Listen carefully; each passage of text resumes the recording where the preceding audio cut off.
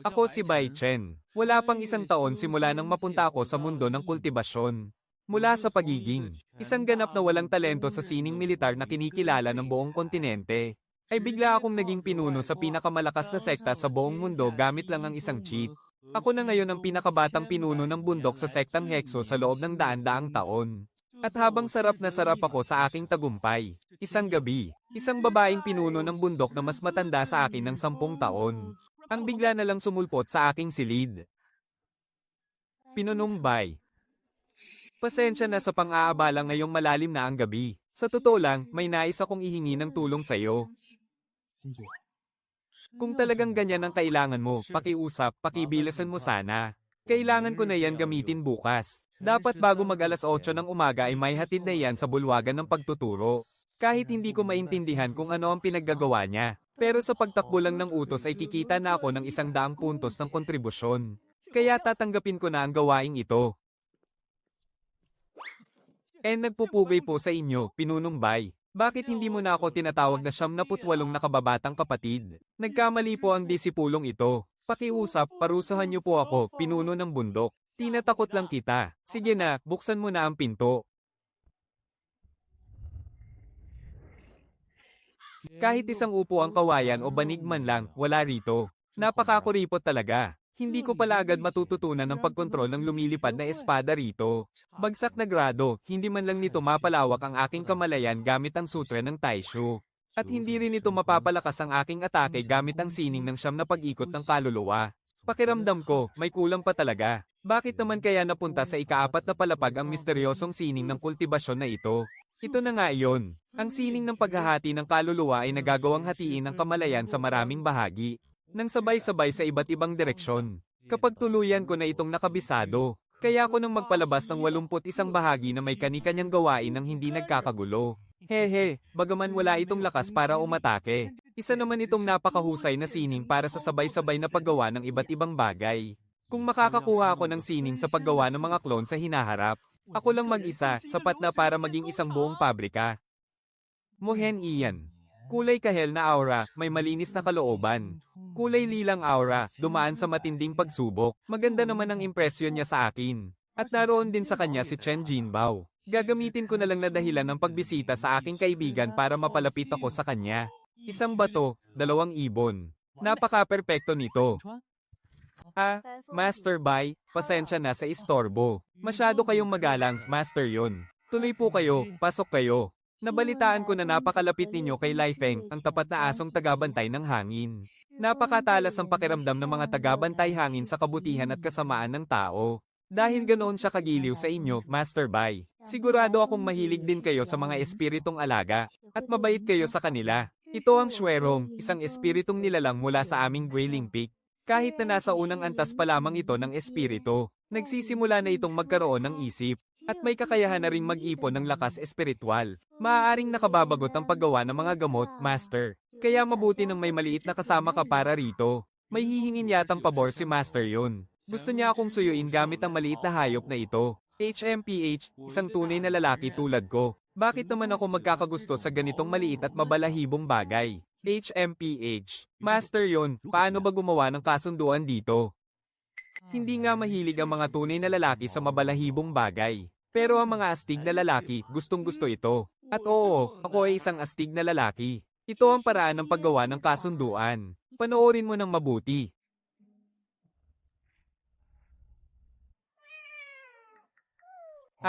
Master yon. Parang may mali sa kasunduang ito. Bakit parang wala akong maramdaman? Yung kapangyarihan na kontrolin ang buhay at kamatayan nito. Hindi ba't sa mga nobela, kapag nakipagkasunduan ka, ang isang espiritong alaga ay nagiging sandata? O kaya naman ay sunod-sunurang manika. Nasa isang kurap lang ng isip ng amo, kaya na silang patayin agad. Ang tinutukoy ninyo, Master Bai, ay ang kasunduan sa pagitan ng amo at alipin. Kami sa Grayling Peak, hindi kailanman gumagamit ng ganyang paraan sa pag-aalaga. Ang pinapahalagahan namin ay ang pagdadamayan sa buhay, at ang pagtutulungan para lumakas ang kapangyarihan ng bawat isa. Ang ganitong kasunduan ay makabubuti para sa parehong panig, at maaari ding tapusin anumang oras. Subalit, ang itinuro ko sa inyo ay ang pinakasimpleng kasunduan ng puso at isip. Magiging konektado ang inyong mga isipan. At mararamdaman ninyo ang emosyon ng isa't isa, pero hindi ninyo pagsasaluhan ang inyong kapangyarihan.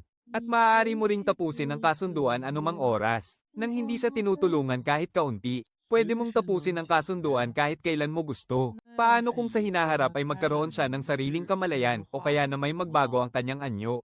Paano kung pagkatapos nating tapusin ang kasunduan ay baligtarin niya ako? Paano kung traidorin niya ako? Anong gagawin ko? Mula nang itatag ang sekta, kailanman ay walang naganap na pagtataksil dito. Ang pagtatapos ng kasunduan ay dahil lamang sa hindi tagmang kapangyarihan o kaya'y hindi magkasundong ugali. Tayo ay mga kasamahan sa labanan na nagkakatiwalaan hanggang kamatayan. Mga matatalik na kaibigan na walang inililihim sa isa't isa. Hinding-hindi mangyayari ang pagtataksil dito. Pinunong yon ang pagpunta mo rito sa kalagitnaan ng gabi. Siguro naman ay hindi lang para batiin ako muli, hindi ba? Nagpadala ka na nga ng regalo kaninang umaga, di ba? Bakit nag-abala ka pa na pumunta rito mismo? Anak ng Tokwa, anong nangyayari? This oras na ng gabi, isang babaeng pinuno na nasa mahigit 30 taong gulang, ay biglang pumasok sa silid ng isang 19 na taong gulang na binata. At bigla pa siyang namula. Teka naman, ate, wala naman akong ginagawang masama, ah? Anong kalokohan ba to? Kapag may nakakita sa atin dito, lintik na yan, kahit anong paliwanag ko, hindi na ako makakalinis ng pangalan ko. Pinunong yun. Ano po ba talaga ang inyong kailangan? Sa akin. Narinig ko kasi na nitong mga nakaraang araw, si Pinunong Bai ay gumawa para kay Shifeng Nang. Isang espesyal na pagkain na may napakakakaibang lasa. Opo, totoo po yun. Pinunong yun, tinatanong niyo po ba ito dahil gusto niyo rin kumuha ng ilan? Mayroon din kasi akong asong Lifeng Shio. At mukhang nagustuhan din niya ang lasang yon. Amoy pa lang ng pagkain kinakain ni Shifeng, nagkakagulo na sila sa ingay. Kaya sana kung may oras ka, Pinunong Bai, maaari mo ba akong gawan pa ng marami nito? Sabihin mo lang kung magkano ang kabayaran. Pinunong yon, hahaha. Dahil lang po ba rito kaya? Pumunta pa kayo rito ng hating gabi at binigyan pa ako ng isang swerong beast. Sige po, gagawa ako ng marami kapag may libreng oras ako. Madalas naman talaga akong gumagawa para kay Shifeng. Kaya madali lang po itong isabay, huwag nyo na po akong bayaran para roon. Sapat na po ang ibinigay ninyong swerong beast sa akin. Maraming salamat, Pinunong Bai. Pero ang utang ay utang, kailangan pa rin nating bayaran ito ng tama. Babalik na lang ako mamaya para magdala ng merienda. Mauna na po ako, hihihi. Akala ko noong una, mas madaling mapalapit kay Mohen Ian. Hindi ko akalaing mas madali pala rito kay Yun Heng. Habang nagdadala ako ng pagkain ng aso, tuturuan ko na rin siya kung paano ito gawin. At sa bahagyang paghawak na ito, madali ko nang makukuha ang 1 minuto ng walang kahirap-hirap, di ba? Sabay na diskarte sa 2 target. Sa susunod na buwan, titingnan ko kung sino ang mas may gusto sa akin, tsaka ko nanakawin ang kanyang katangian. HMPH, gusto nyo lang akong mapanood na mapahiya? No. Sa bagay, 4 na buwan lang ang nakalipas. Ako pa ang pinakakulelat sa amin noong pagsusulit ng labas na sekta. Tapos bigla na lang akong naging isang pinuno na magtuturo sa kanila ngayon. Kahit sino naman, siguradong pupunta talaga rito. Gusto lang nilang makita kung anong pakulo ang magagawa ko. Wala na naman si Feng Linga.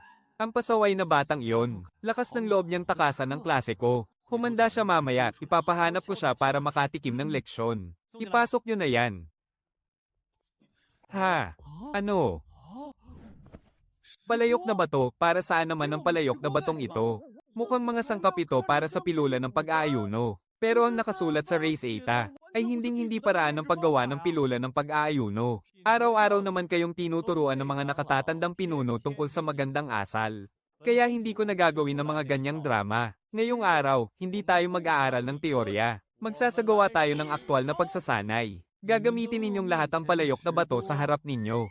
At base sa ibinigay kong Race Eta, gumawa kayo ng pilula ng pag-aayuno para makita ko. Paggawa ng pilula ay gamit ang palayok na bato. Hindi ba't kailangan ng kawan ng gamot para magawa yun? Paano naman makakagawa niyan gamit lang ang palayok na bato? At saka, hindi naman talaga ganito ang paraan ng paggawa ng pilula ng pag-aayuno. Huwag na kayong magreklamo, magsimula na kayo ngayon din. Sa tulong ng Race Eta mula sa aking sistema, mayroon dong napakadetalyadong gabay para sa pilula ng pag-aayuno. Pati na rin ang madaling paraan sa paggawa ng may kakaibang lasa. Kailangan ko lang kayong sanayin para maging mabilis na tagagawa, tulad ng mga makina sa pabrika. Sa ganoong paraan, ang mga order ng pagkain ng aso para sa bundok grilling ay may gagawa na. Nang libre para sa akin, hihihi. Sandali, hindi ganoon. Karaniwan naman sa silid lutuan, gumagamit tayo ng mahiwagang bato para kontrolin ang apoy, Itong bulok na palayok na bato, wala man lang kahit anong mahiwagang ukit. Paano ba namin ito gagamitin? Hay, nakalimutan kong utusan kayong magtayo muna ng kalan. Inihanda na ni Tang Shan sa labas ang mga ladrilyo at panggatong. Humanap kayo roon ng mga batong maayos tingnan at dalhin dito. Gumawa kayo ng kalang pwedeng pag-apuyan. Pagkalipas ng 15 minuto, gusto kong makitang nagliliyab na ang inyong mga apoy. Opo. Sundin ninyo ng mahigpit ang formulang ibinigay ko sa inyo. Huwag kayong mataranta, at huwag gagawa ng mga walang kwentang kilos. Simula. Paggawa ba talaga ng tableta ito o basta pagsisigalang ng uling? Tubig, bilis, patayin ang apoy. Ang pinakamahina sa inyo rito ay nasa antas na ng pagsasanay ng chi. Na ikalimang antas, mamamatay ba kayo sa ganyang kaliit na tilamsik ng apoy? Ipagpatuloy ang pagpapakulo, lutuin muna ang bigas. Ihagis ang yam at lagyan ng dahon ng kawayan. HMM. May mabangong samyo. Mukhang maayos naman. Buisit naman, bakit napakabaho nito?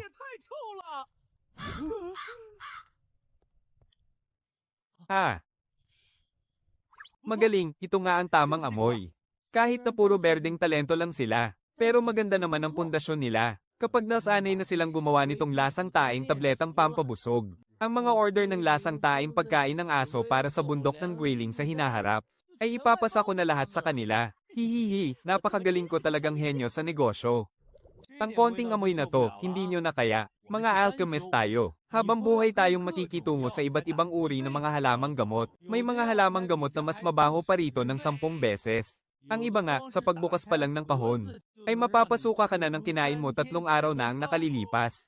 Kung ganoon, ano ang gagawin ninyo? Tatakbo ba kayo habang nakatakip ang ilong? O tuluyan nyo na lang bang susukwan ng paggawa? Para sa isang alchemist na gumagawa ng gamot, ang inaasahan natin ay ang kamay, ang mata, at ang puso. Hinding-hindi ang ilong kahit gaano pa katapang ang amoy. Kung kailangang bantayan ang lakas ng apoy, bantayan ninyo. At kung oras na para buuin ang tableta, hindi dapat manginig ang inyong mga kamay. Kung ganyang kaliit na hirap ay hindi nyo matitiis, paano pa kami aasa sa inyong gumawa ng mga dekalidad na elixir sa hinaharap?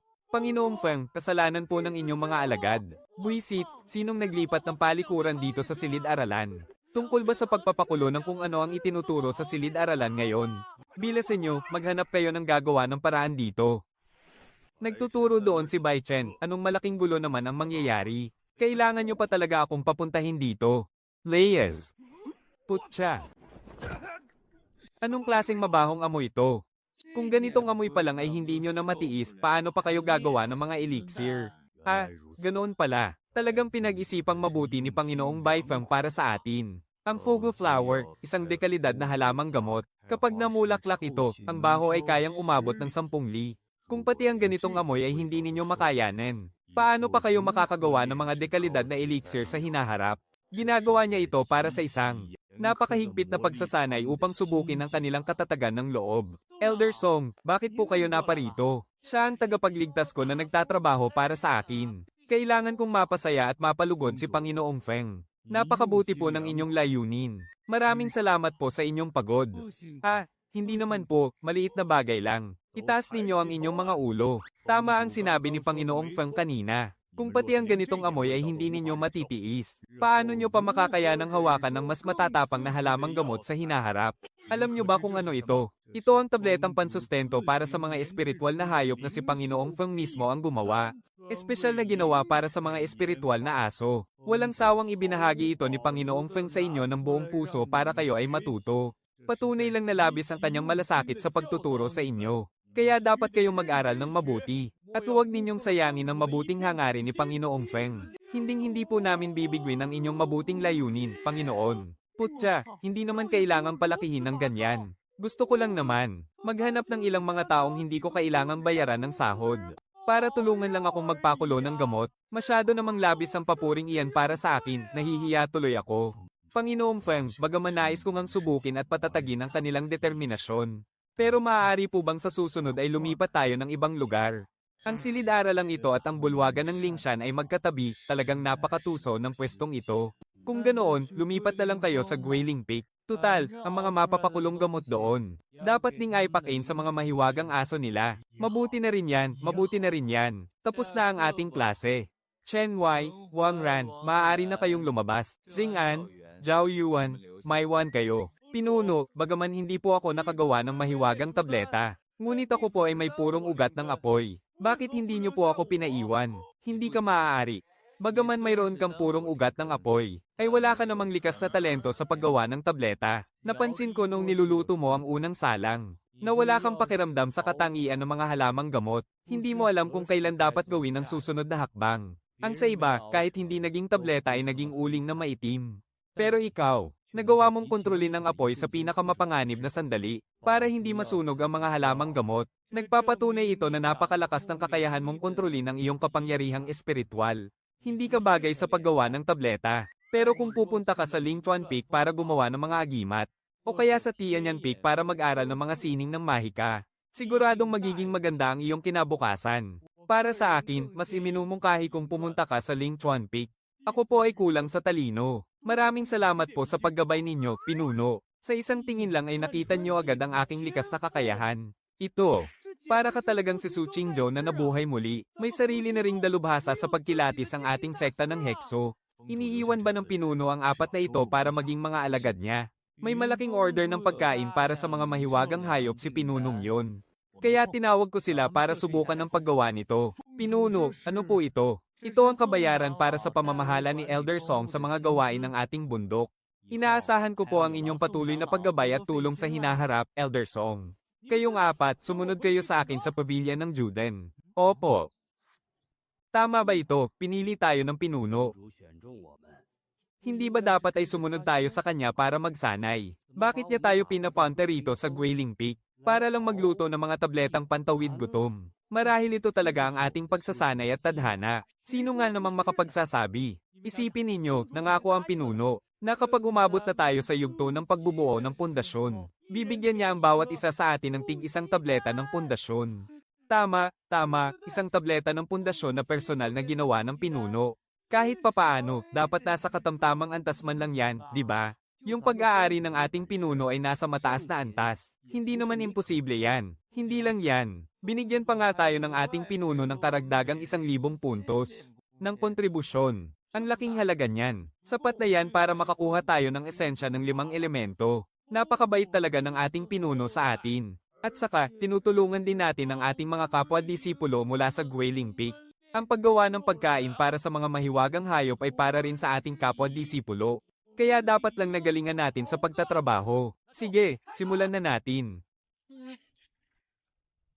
Teka, parang may mali ah. Bakit? Parehong sinabi ng pinuno at ni Elder Song na ang pagluluto ng mga paeldores ng pag-aayuno ngayon ay para sanayin ang ating determinasyon. At bilang paghahanda sa paggawa sa hinaharap ng mas matataas na uri ng paeldores na may mas matatapang na amoy. Pero, kapag kaya na nating gumamit ng mga matataas na uri ng halamang gamot, siguradong nasa antas na tayo ng pundasyon, di ba? Sa antas na yon, kayang-kaya na nating pigilin ang ating hininga ng 2 oras ng walang kahirap-hirap. Kahit gaano pa katapang ang amoy, hindi na natin yan maaamoy. Kung ganoon, ano pang saysay ng pagsasanay sa ating determinasyon? May punto ka nga roon. Hehe, nahuli niyo ako ah. Anak nang. Gusto nilang kainin ang bagay na to. Protektahan niyo ang mga paeldores, huwag ninyong hahayaang maaga. Kapag naaga yan, kailangan na naman nating magluto mula sa simula.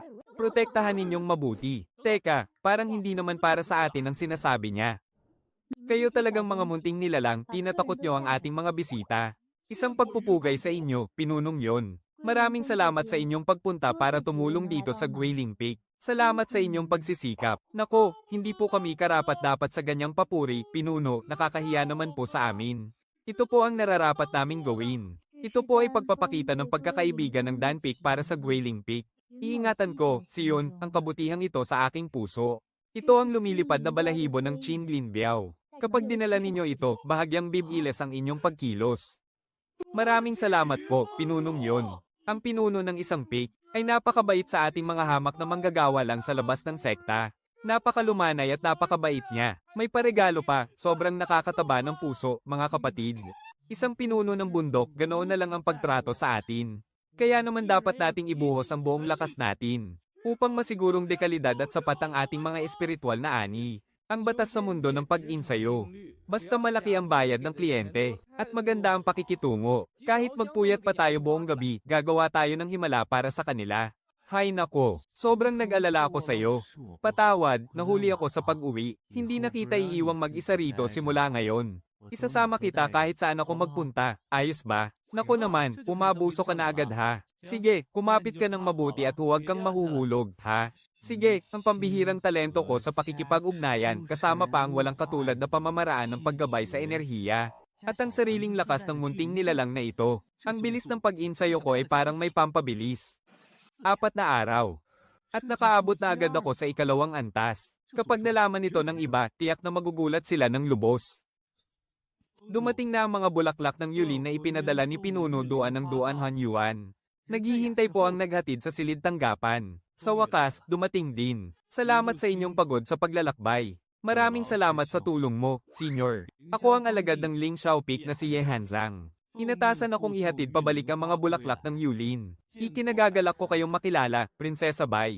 Siya pala si Ye Hanzang. Ang taong muntik ng Some-Ire sa determinasyon ni Lin Lai sa pag-insayo. At nagtulak sa kanya na sumuko. Ang pambihirang henyo na yon. Mukhang totoo ngang kaya niyang talunin si Lin Lai ng ganoon kalubha. Napakalakas naman ng kanyang mga katangian bilang isang piling henyo. Sayang nga lang at hindi ito ang oras para suriin ang kanyang mga katangian. Kapatid na Ye, ano na ang lagay sa Duan Hanyuan ngayon? Hindi po mabuti ang lagay roon. 6 na buwan na ang nakararaan, biglang kumalat ang nakakalasong usok mula sa kailaliman ng Duan Hanyuan. Hindi na gumagana ang mga ordinaryong tableta laban sa lason. Sobrang nahihirapan na ang ating mga kasamahan sa unahan ng labanan. Maraming salamat sa inyong sakripisyo. Kapatid na Ye, nais mo bang manatili rito ng ilang araw para makapagpahinga? Hindi na po, alis din ako agad matapos kong makuha ang mga gamot. Naghihintay pa ang iba nating mga kasamahan doon. Narito ang 864 na bulaklak ng yulin.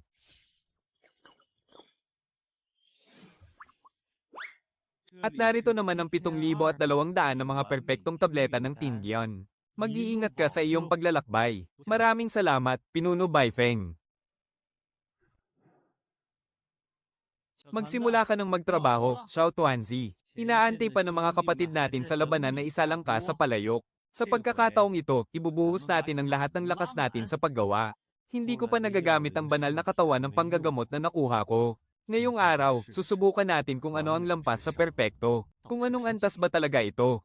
Sulong. Tila bumagal ng bahagya ang tibok ng puso ko. Kapareho ito ng panghihina kapag nagpuyat ka sa paglalaro ng laro buong gabi.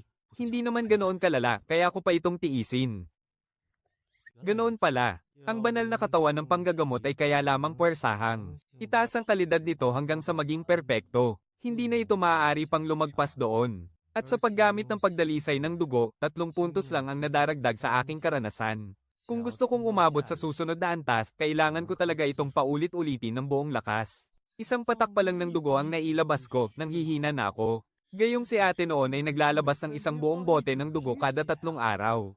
Kaya naman pala naubos ng husto ang dugo niya. Kailangan ko itong paghirapan, dapat kong mapataas agad ang aking karanasan. Upang makita kung mayroon pang mas mataas na antas na makakapagpabago ng sitwasyon. Sige, gagawin ko ito.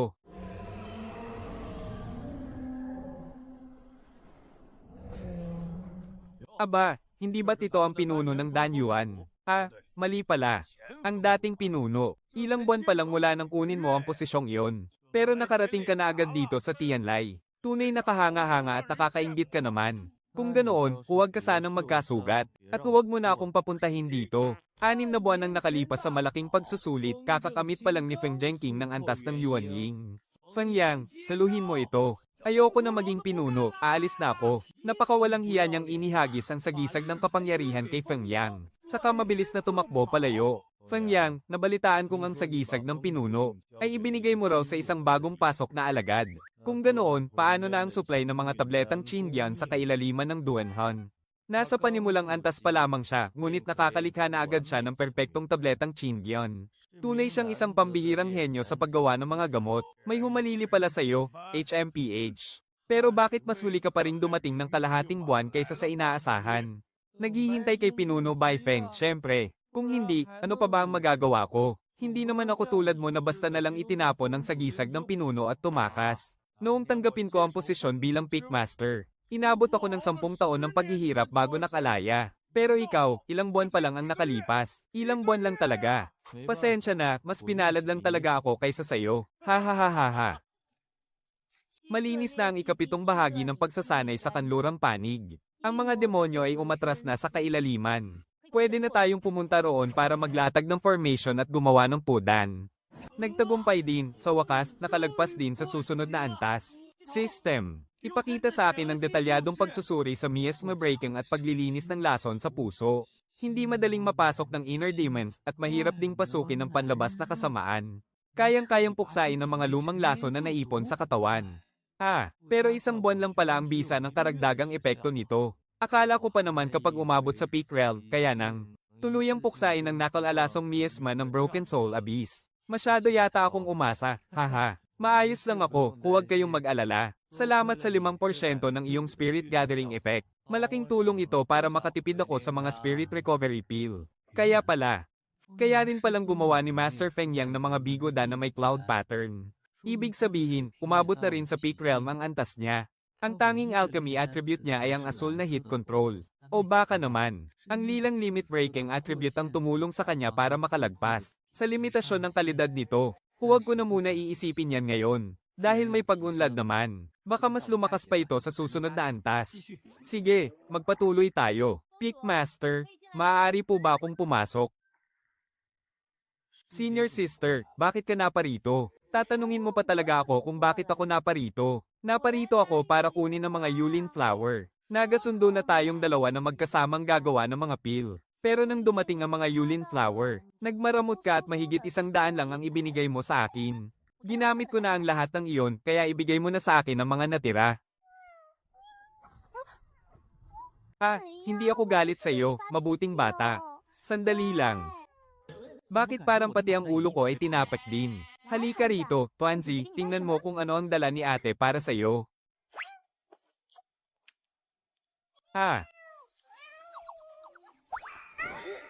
Sandali, Senior Sister, ano ba talaga ang nagawa kong mali sa iyo? Dahil lang ba hindi ko ibinigay sa iyo ang mga Yulin Flower? Hindi naman siguro aabot sa ganito, di ba? Kung alam ko lang na makakakuha ng isang Shwerong Beast kapag naging prinsesa, sana ginawa ko ang lahat para makuha ang posisyon ng Peak Master. Dahil lang ba doon kaya mainit ang dugo mo sa akin? Ngayon pa lang, pwede ko nang ibigay sa iyo ang posisyon ng Peak Master. Anong silbi niyan kung ibibigay mo sa akin ngayon? Kung talagang magaling ka, utusan mo ang dating Peak Master. Nabigyan din ako ng isang Shwerong Beast. Kakausapin ko agad ang Peak Master ngayon din. Hindi mo lang alam kung gaano kasikat ang mga Shwerong Beast. Konti lang talaga ang mga Shwerong Beast sa Guilin Peak. At tamad na tamad pa silang magkaanak. Kaya kapag sa wakas ay nanganak sila, nag-aagawan na agad ang mga taga Guilin Peak. Paano pa makakakuha ang ibang mga peak? Ang isang yan ay tiyak na itinabi talaga para sa iyo ni Peak Master yun. Tingnan lang natin kung mamimigay siya kung iba ang humingi. Ibigay mo na sa akin ang Yulin Flower. Kailangan ko nang bumalik para mag-refine pa. 100 piraso lang ang binibigay mo sa bawat beses. Pabalik-balik ako at nasasayang lang ang oras ko. Mabait kong Senior Sister. Seryoso, gusto ko nga palang pag-usapan natin ito. Markang ulap, ilang araw ka palang nagre-refine ng Chindian Pill, ha? At ngayon, may markang ulap na agad. Senior Sister, huwag mo naman akong tingnan ng ganyan. Huwag mong sabihin dahil sa Yunwen Pill. At sa galit mo tungkol sa Shwerong Beast, ay gusto mo nang makipagtuos sa akin ngayon. May 12 piraso rito. Ibig sabihin, hindi lang markang ulap ang nagawa mo, kundi dumami pa ang mga Paeldores na nabuo mo. Estable na ba ang paraan? Susubukan ko pa lang. Hindi ko pa alam kung tsamba lang ba ito. Kontrolin ang init, kontrolin ang apoy. Ang labis ng isang saglit ay masisira. Ang kulang ng isang saglit ay hindi mabubuo. Tunay ngang isang pambihirang henyo ang ating junior brother. Habang lumalakas si junior brother, lalong lumalakas ang Danyuan Peak at lalong tatatag ang sekta. Ang epekto ng Yunwen Chindian Pill na ito ay tiyak na higit pa sa perpektong antas. Maaaring ito na ang makapagpapabago sa takbo ng labanan. Napakagandang balita nito, Senior Sister. Kaya ko na ngayong mag-refine ng Jijing Qingyu Pill. Mula ngayon, maaari ka nang magpahinga ng walang inaalala. Napakaseryoso mong magsalita kahit may nakapatong na maliit na fluff ball sa ulo mo. Napakasutil talaga. Pinunumbay, anong hangin ang nagdala sa iyo rito sa tuktok ng Ling Xiao? Halika, maupo ka. Pinunong Xiao, pakiusap, tingnan mo ito. Nagawa mo talagang makalikha ng Chindian pill na may markang ulap. G ganyan nga, sa pagtansya ko, ang bisa nito ay tatagal ng hindi bababa sa 10 araw. Ngunit kailangan natin itong madalagad sa kailaliman ng Duanhan. Para subukan doon mismo. Pinunong Xiao, mayroon ka bang mairerekomendang tamang tao para rito? Sakto, may kilala akong perpektong tao rito sa tuktok ng Ling Xiao. Si Elder Qin Guanlen. Siya ay nasa ika-4 na antas ng Golden Core. Ang kanyang sining sa espada ay maaaring hindi ang pinakamalakas, ngunit pagdating sa bilis. Kung sasabihin niyang pangalawa siya, walang sino man sa sekta ang mangangahas na maging una. Nasaan siya ngayon? Ang tirahang ito, pati na ang mga nakasulat na tula, ay may napakatapang nagiting ng isang makata. Mukhang marami ng pinagdaanan sa buhay si Elder Qin Guanlen. Huwag mo sanang mamasamain, Pinunong Bai. Halos 30 taong gulang na si Elder Qin nang pumasok siya sa ating sekta. 30 taong gulang na nang magsimula siyang magsanay. Opo. Dati kasing nanungkulan si Elder Qin sa korte ng kaharian ng Anso. Dahil hindi niya matitiis na makitang nagdurusa ang mga mamamayan. 3 beses siyang nagpadala ng liham sa hari upang ipagtanggol sila. Ngunit 3 beses din siyang pinababa sa pwesto at sinira ang puri. Kaya sa huli, nagbitiw siya sa tungkulin at naglakbay na lamang sa buong mundo. Nagkataon namang nasalubong niya ang seremonya ng pagtanggap ng aming sekta. Kaya nakisali na rin siya para sumubok. At doon natuklasan na mayroon pala siyang pambihirang espiritual na ugat ng tubig.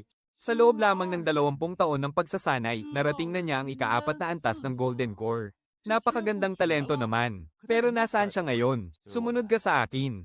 Sa kalasinggan, hindi alintana ang kipot ng mundo. At sa paggising, mapagtatanto ang lawak ng karagatan ng mga ulap. Sasakay sa espada patungong 70,000 milya sa itaas. Paglingon sa mundo ng mga mortal. Wala na itong kinalaman sa akin.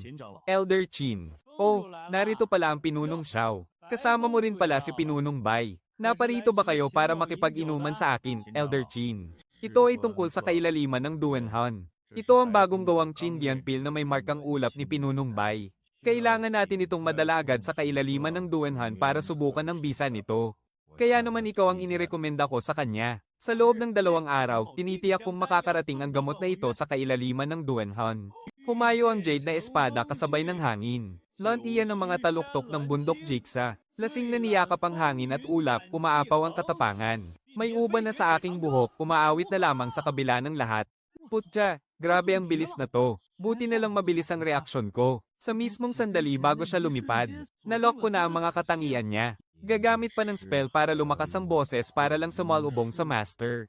Talagang gusto mong malaman ng buong sekta na marunong kang sumipsip. May problema ba? Wala naman. Panginoong Baifeng, bihira lang kayong mapadpad dito. Bakit hindi muna kayo dumaan sa aking tirahan para magtsaa? Huwag na, huwag na. May hahanapin pa akong tao. Mauna na ako. 47, 48. Joshi, Kuya Cheng. Bakit ka napadpad dito? Noong pumunta ako sa Yugo noong nakaraan, wala ka roon. Ito ang perpektong foundation pill para sa iyo, haha. Salamat, Kuya Chen. Ayos nasa ika-6 na antas ka na ng chi refining, malapit ka na ring makalipad gamit ang espada. Dahil lang po yon sa mga pill ninyo, Kuya Chen. Dahil din yan sa sarili mong pagsisikap. Bakit nasa Ling Xiao Peak si Feng Linga? At nakasuot pa siya ng damit ng isang sword cultivator. Kuya Chen, may problema ba? Anong mayroon sa taong iyon? Siya ba ang tinutukoy mo? Bakit ganyan ang reaksyon mo? Kung sa bagay, medyo kakaiba nga siya. Naaalala ko nung huling malaking pagsusulit. Kasama pa siya sa mga disipulo ng Dan Peak ninyo. Pero nang pumunta ako rito sa Sword Peak para magtrabaho, narito na siya kaagad. Kaya pala hindi ko siya nakikita sa Dan Peak kailanman. Lumipat na pala siya ng landas noon pa. Mapag-isa siyang tao. Wala man lang siyang kahit isang kaibigan dito sa Ling Xiao Peak. Hindi lang siya suplado. Wala rin siyang kahit anong talento pagdating sa pag-eespada. Hindi lang ako ang nagsasabi niyan Maging ang senior brother sa mission hall ay nagsabi ring. Ang kakayahan niya sa pag-eespada ay hindi makakapantay sa akin. Iyon ay dahil may tunay ka talagang talento. Kaya pala miserable ang buhay niya ngayon sa tuktok ng Ling Xiao. Hindi naman talaga. Mahina ang talento niya. Pero napakasipag niya at ibinibigay ang lahat. Bago pa sumikat ang araw, nagsasanay na siya sa espada, umulan man o umaraw. Nitong nakaraang araw lang, nakatuntong na siya sa foundation stage. At agad siyang tinanggap ni Elder Leng bilang isang personal na disipulo. Si Elder Leng, kilala mo ba si Feng Linga? Bakit concerned ka sa kanya? Alam mo ba kung sino ang aking master? Si Feng Yang, alam yan ng buong sekta. Pamangkin na buo ng aking master si Feng Linga. Patay. Ibig sabihin, noong palihim kong pinagtatawanan ng pamangkin niya kanina, mapag-initan kaya ako at pahirapan sa sekta. Napakahusay ng taglay niyang fire root para sa paggawa ng gamot. Tapos dito pa siya napadpad para mag-ensayo ng espada. Naipit ba ang utak niya sa pinto, ha? Anak ng Tokwa, ano yan? Ipakikilala ko sa iyo ang aking espiritual na alaga, ang Shwerong Beast. Ang cute, di ba? Ah, alagang espiritu pala. Nagtataka pa naman ako kung bakit bigla kang naging maporma. Lumabas ka pala na may suot na headband na gawa sa balahibo ng snow ferret. Ha ha ha, anong ibinubulong-bulong mo riyan? Wala, sabi ko, napaka-cute niya. Kung magpapatuloy pa tayo sa paglalakbay ng isa pang oras, makakarating na tayo sa kampo ng ating sekta. Kaya mga kasama, manatili kayong alerto. Kayong mga bata ng sekta ng Hexo, ang mamatay sa mga kamay ko, si Sanzun, ay isang malaking kapalaran para sa inyo. Ha ha ha. Bilib din ako sa inyo rito sa sekta ng Hexo, marami kayong pakulo. Pero ano naman ngayon? Ang pinakamalapit na kampo ay nasa Bayuan Ridge. At kahit na magmadali ang isang cultivator sa Golden Core Stage, aabutin pa rin siya ng hindi bababa sa 15 minuto bago makarating dito. At sa loob ng 15 minutong iyon, matagal na kayong naging abo. Senior brother Ye, malakas ka naman, umalis ka na at huwag mo na kaming isipin. Bilis, umalis ka na, huwag mo na kaming alalahanin. Basta makatakas ka lang dito. May liligtas mo ang tableta ng Chinyo. Huwag kang mag-alala, kaya namin ito.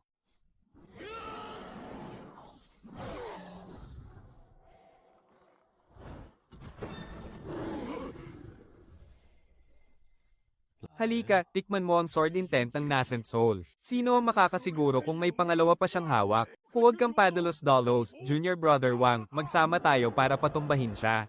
Lixiao Sword Formation, magsimula. Junior Brother Wang, may sugat ang kaliwang balikat mo. Umurong ka ng 3 hakbang at simula ng 9 Palaces Chain Formation. Kapatid na Chen, punan mo ang pwesto. Kapatid na Leo, pumasok ka sa loob ng Forma Sion para magpagaling. Kapatid na Li, pumalit ka sa itaas at paganahin ang Yulong Fuke. Parating na yata ang mga saklolo mula sa sektang Hexo. Kapag pinatagal pa natin ito, ang buong lahi natin ang mapaparusahan. Kailangan nating tapusin agad ito. Matigas naman ang katawan mo. Kahit gamitin pa niya ang talisman ng espada ng Yuan Ying. Malubha ka lang na masusugatan. Sige na, harangin mo muna ang mga atake niya. Ako naman ang lalaban ng sabayan. Paganahin ng Forma Sion, magpakatatag kayo.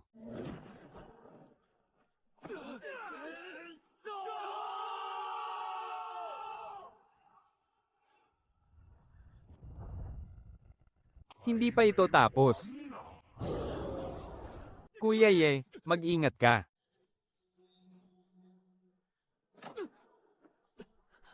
Napilitan niyo akong lumabas sa Forma Sion ng espada, pero hindi niyo alam. Gusto ko rin kayong pagsama-samahin lahat sa isang lugar. May natitira pa akong huling atake, pero kapag ginamit ko na ito, baka wala na akong lakas para makalaban pa. Kung ganoon, gagawin ko ang lahat ng aking makakaya. Para hoanan ng daan para sa aking mga kapatid. Nangangarap ka ng gising.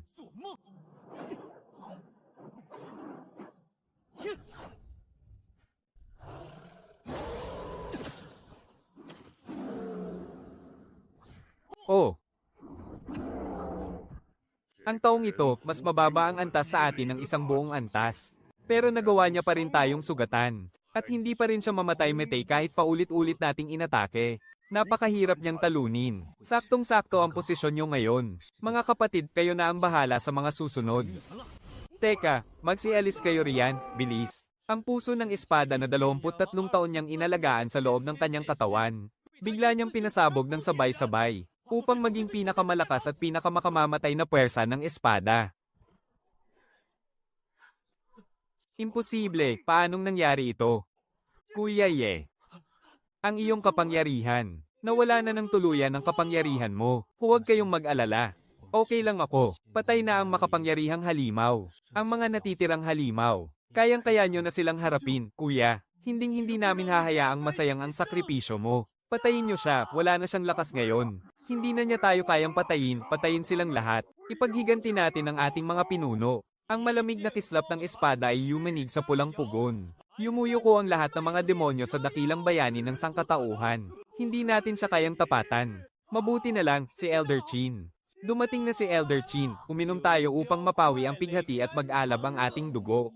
Kahit daw manak ang dugo sa aking kasuutan, hindi pa rin susuko ang aking espiritu. Sa huli, hindi na namalayan ang paglipas ng mga bituin. Sa paggising, tila yakap pa rin ang liwanag ng buwan. Matapos gupuin ang pugon ng demonyo, tumano sa lunti ang burol. Sa kailaliman ng bangin, naroroon ang gubat ng pino. Ang sarap sa pakiramdam, Elder Chin. Tingnan niyo po agad si Senior Brother Ye. Medyo malubha nga ang mga sugat niya. Nawala na rin ang lahat ng kanyang kapangyarihan. Pero huwag kayong mag-alala, ligtas siya. Buo pa rin ang kanyang espiritual na ugat at mga daluyan ng enerhiya. Kaso nga lang, nagkadurog-durog ang kanyang likas na puso ng espada.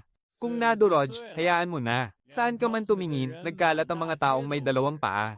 Ilan ba talaga ang ipinanganak na may ganyang puso ng espada? Ang magsimulang muli mula sa simula ang siyang pinakamahalaga. Maraming salamat po, Elder Chin. Bakit ka nagpapasalamat? Pagbalik mo, siguraduhin mo lang na babayaran mo ako sa nainom nating alak. Maraming pambihirang sangkap ang hinalo ko sa alak na yan. Medyo may kamahalan yan, Son Lee. Siya nga pala, Elder Chin, bakit kayo mismo ang naghatid nito? Para maghatid ng mga elixir ng Qingdian sa Duanhan Abyss. Mga elixir ng Qingdian. Kabot lang po sa akin ni Peakmaster Bai ng 7,200 piraso. Iba ang batch na hawak ko ngayon. Ito ang pinakabagong gawa ni Peakmaster Bai. Kahapon lang niya nilikha ang mga elixir ng Qingdian na may markang ulap. Dapat ay mas mabisa ito kaysa sa mga perpektong uri na hawak mo ngayon. Kailangan na itong dalhin agad sa Duanhan Abyss para masubukan. Kahit ang mga perpektong uri, ay sapat lamang para protektahan tayo sa loob ng isang araw sa nakal-alasong hangin. Kaya naman kailangan nating magpalit ng bantay araw-araw. Kung ang mga elixir na may markang ulap ay makapagpapahaba kahit isang araw pa, basta't makatagal lang tayo ng isa pang araw, kakayanin na nating lumaban ng 2 sunod na araw. At ang mga kasamahan nating naipit sa kailaliman na hindi agad nakalikas, ay magkakaroon ng mas malaking pag-asang mabuhay. Narito na ang mga sasagip sa atin. Mauuna na ako.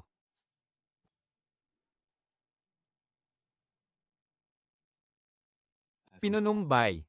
Ang mga Paeldores mong Yunwen Qingyo ay dapat talagang maging napaka-epektibo ngayon. Nabasa nyo naman ang ulat sa digmaan, hindi ba? Nawalan tayo ng 3 kampong militar sa hilagang bahagi. Bagamat naidepensa ang timog, nalegas naman sa atin ang 27 mandirigma at 2 Jindan Master.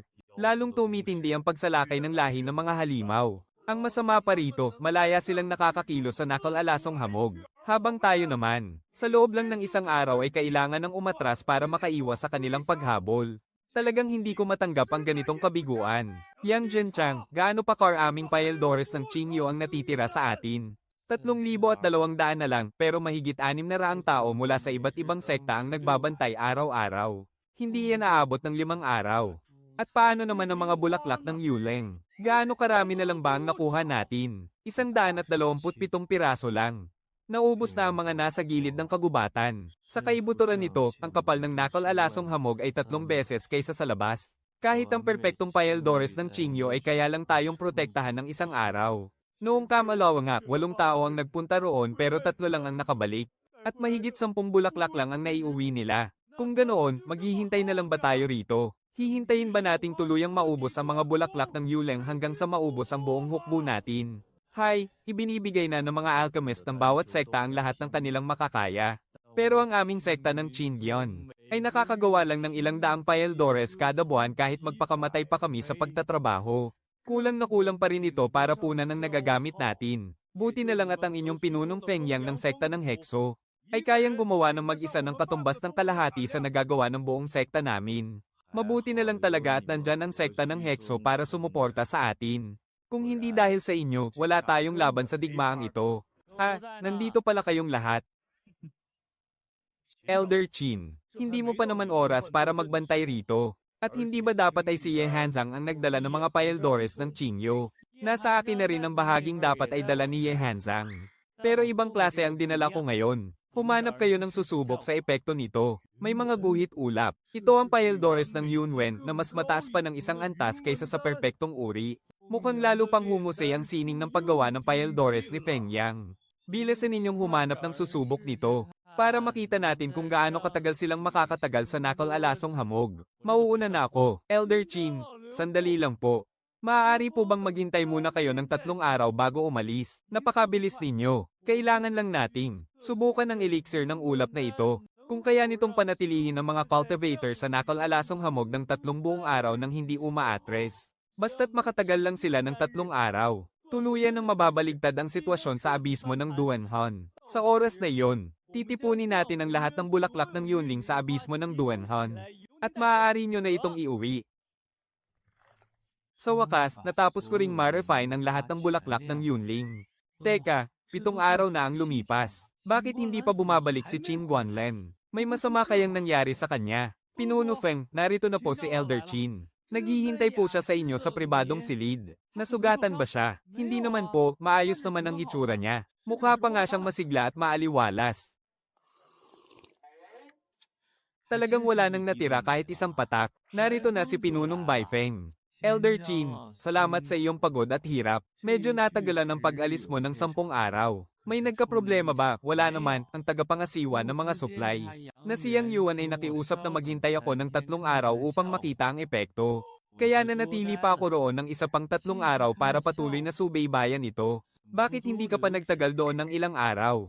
Napaikli ng 3 araw. Sapat na ang 3 araw. Kapag sumiklab ang nakal-alasong hamog sa abismo ng Duanhon, ang mga taong cultivator ay kailangang umatras agad pagkatapos lumaban. Dahil kung hindi, maglalaho ang kanilang enerhiya. Habang ang lahi ng mga halimaw naman ay ligtas sa lason. Ang isang panig ay kaya lang tumagal ng 1 araw, habang ang kabila naman ay hindi man lang apektado. Hindi talaga patas ang laban na ito. Ngunit kung makatagal lang tayo ng 3 araw, magbibigay ito ng pagkakataon sa sangkatauhan na lumaban pabalik. Mababaligtad natin ang takbo ng digmaan. Nang makumpirma ni Yang Yuan na lumampas sa 3 araw ang epekto ng gamot, agad niyang kinontak ang lahat ng sekta na nagbabantay doon. At hiningi ang lahat ng kanilang mga bulaklak ng Yunling. May kabuuang 367 bulaklak ang nakuha. Ito na ang lahat ng naipong supply ng bawat sekta. At mahigit 300 lang ang mga ito. Mukhang lalong nagiging mahirap ang pagpita sa mga ito. Hindi na talaga makapaghihintay pa ang unahan ng labanan, Pinunong Bai Feng. Ipinapaubaya ko na ang lahat sa iyo. Huwag po kayong mag-alala, Elder Qin. Hindi ko po kayo bibiguin. Narito ang 1,800 paeldores ng Green Jade. Ibibigay ko muna ito sa inyo, Elder Qin. Kapag natapos ko ng mapino ang natitirang 300 piraso, saka natin sabay na dadalhin sa Duinan Yuan. Ilan kamo ang sinabi mo? 1,800 piraso po. Napakahusay, tama nga ang naging pagpili sa iyo ni Feng Yang. Karapat dapat ka talagang sumunod bilang pinuno ng Danyang Peak. May isang mahalagang bagay po akong dapat ipabatid sa inyo, Master Bai. Ang grupo ni Ye Hanxiang mula sa Lingxiao Peak na naghahatid ng mga paeldores ng Qindian ay tinambangan ng lahi ng mga demonyo habang nasa daan. 3 malalakas na demonyo sa antas ng Golden Core at 30 mandirigma ng lahi ng demonyo. Sa mismong daan na kanilang lalakeren, ay nagsagawa ng napakatumpak na pag-atake para ubusin sila. Paanong nangyari ang ganoon? Kumusta sila? Ligtas ba ang lahat? Nasugatan ng iba. Pero ang sword heart ni Ye Hanxiang ay tuluyang nawasak. Nawala ang kanyang kapangyarihan.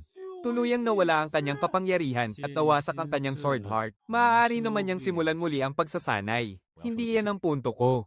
Ang kakayahan ng lahi ng demonyo na mag-abang ng ganoon katumpak ay patunay na may traidor sa atin na nagbulgar ng lihim. Naniniwala akong walang sino man sa ating sekta ang magtatraidor sa sarili nating mga kasamahan.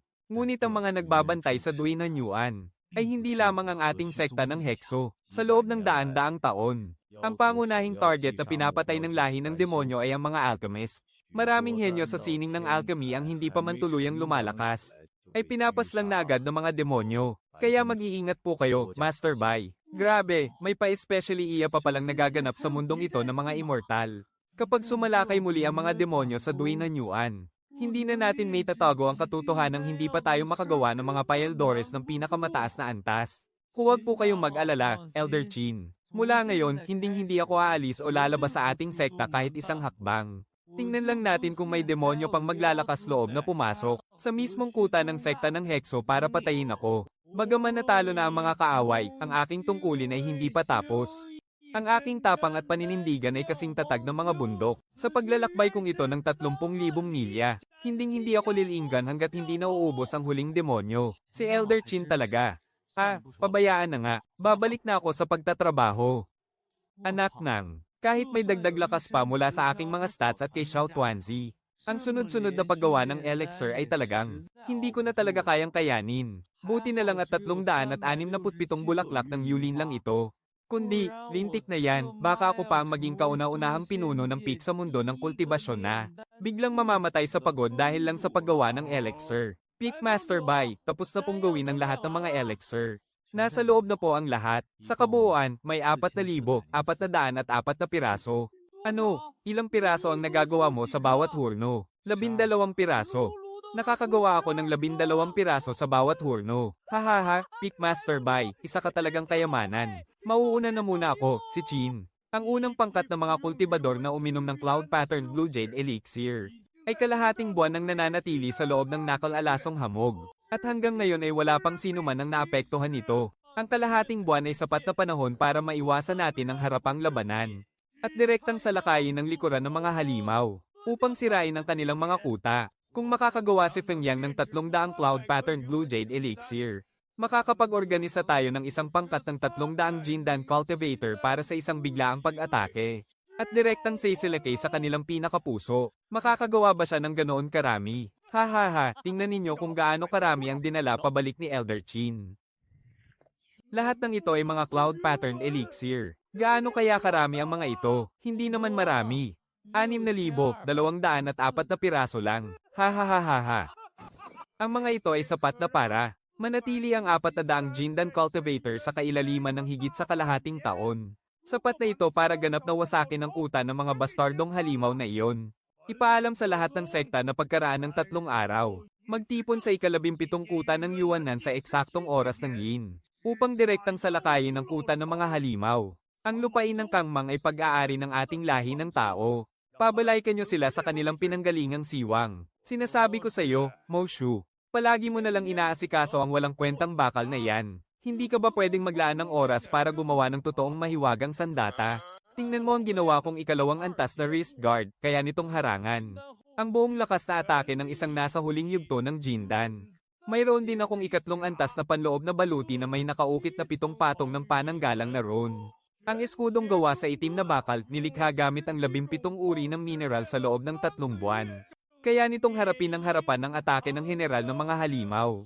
Kahit ang pinakamalakas na hampas, hindi man lang mag-iiwan ng gasgas. Putya, ito ang totoong pag-ipon ng lakas. Tingnan mo naman ang sarili mo. Napakatagal na nating magkakasama sa pangkat. Ako nga, nakagawa na ng 2 set ng kagamitan mula sa mga napatay kong kaaway. Samantalang ikaw, lahat ng naipon mong puntos ay inubos mo lang sa basurang bakal na yan. Ang masama pa, wala naman siyang silbi sa laban. Kahit ang isang baguhang general ng halimaw ay hindi niya mapatay, napakahina.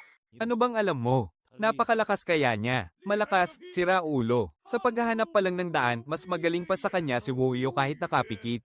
At sa labanan, talo pa siya ng iba. Sa tuwing nakakasagupa natin ng mga halimaw, ako palagi ang humaharap at sumasalo ng mga hampas gamit ang Eskyudo ko. Samantalang siya, nakatayo lang na parang tuod. Aantayin pa niyang saktan siya bago gumanti. Iyon ay dahil hindi pa tayo nahaharap sa bingit ng kamatayan. Hindi pa niya kailangang kumilos, pambihira naman. Ang ibig mo bang sabihin? Kailangan pa nating mamatayan ng 1 o 2 sa atin, bago mo masabing nasa bingit na tayo ng kamatayan. Huwag kang magsalita ng ganyan. Maayos naman ang lahat, bakit mo pinag-uusapan ng kamatayan? Sigurado namang hindi gon ang ibig sabihin ni Kuya Moshu, di ba? Ganoon na nga ang ibig kong sabihin. Matandang Meng, ikaw nga ang humusga rito. May silbi ba talaga o pabigat lang ang basurang bakal na yan? Magandang bagay na hindi pa natin yan kailangang gamitin. Patunay lang yan na napakalakas natin, hindi ba? Sige, kayo na ang tama. Napakalupit ng basurang bakal na yan, pwede nang gawing pamana sa pamilya. Baka nga pwede pa niyang pakasalan at anakan yan, hahaha.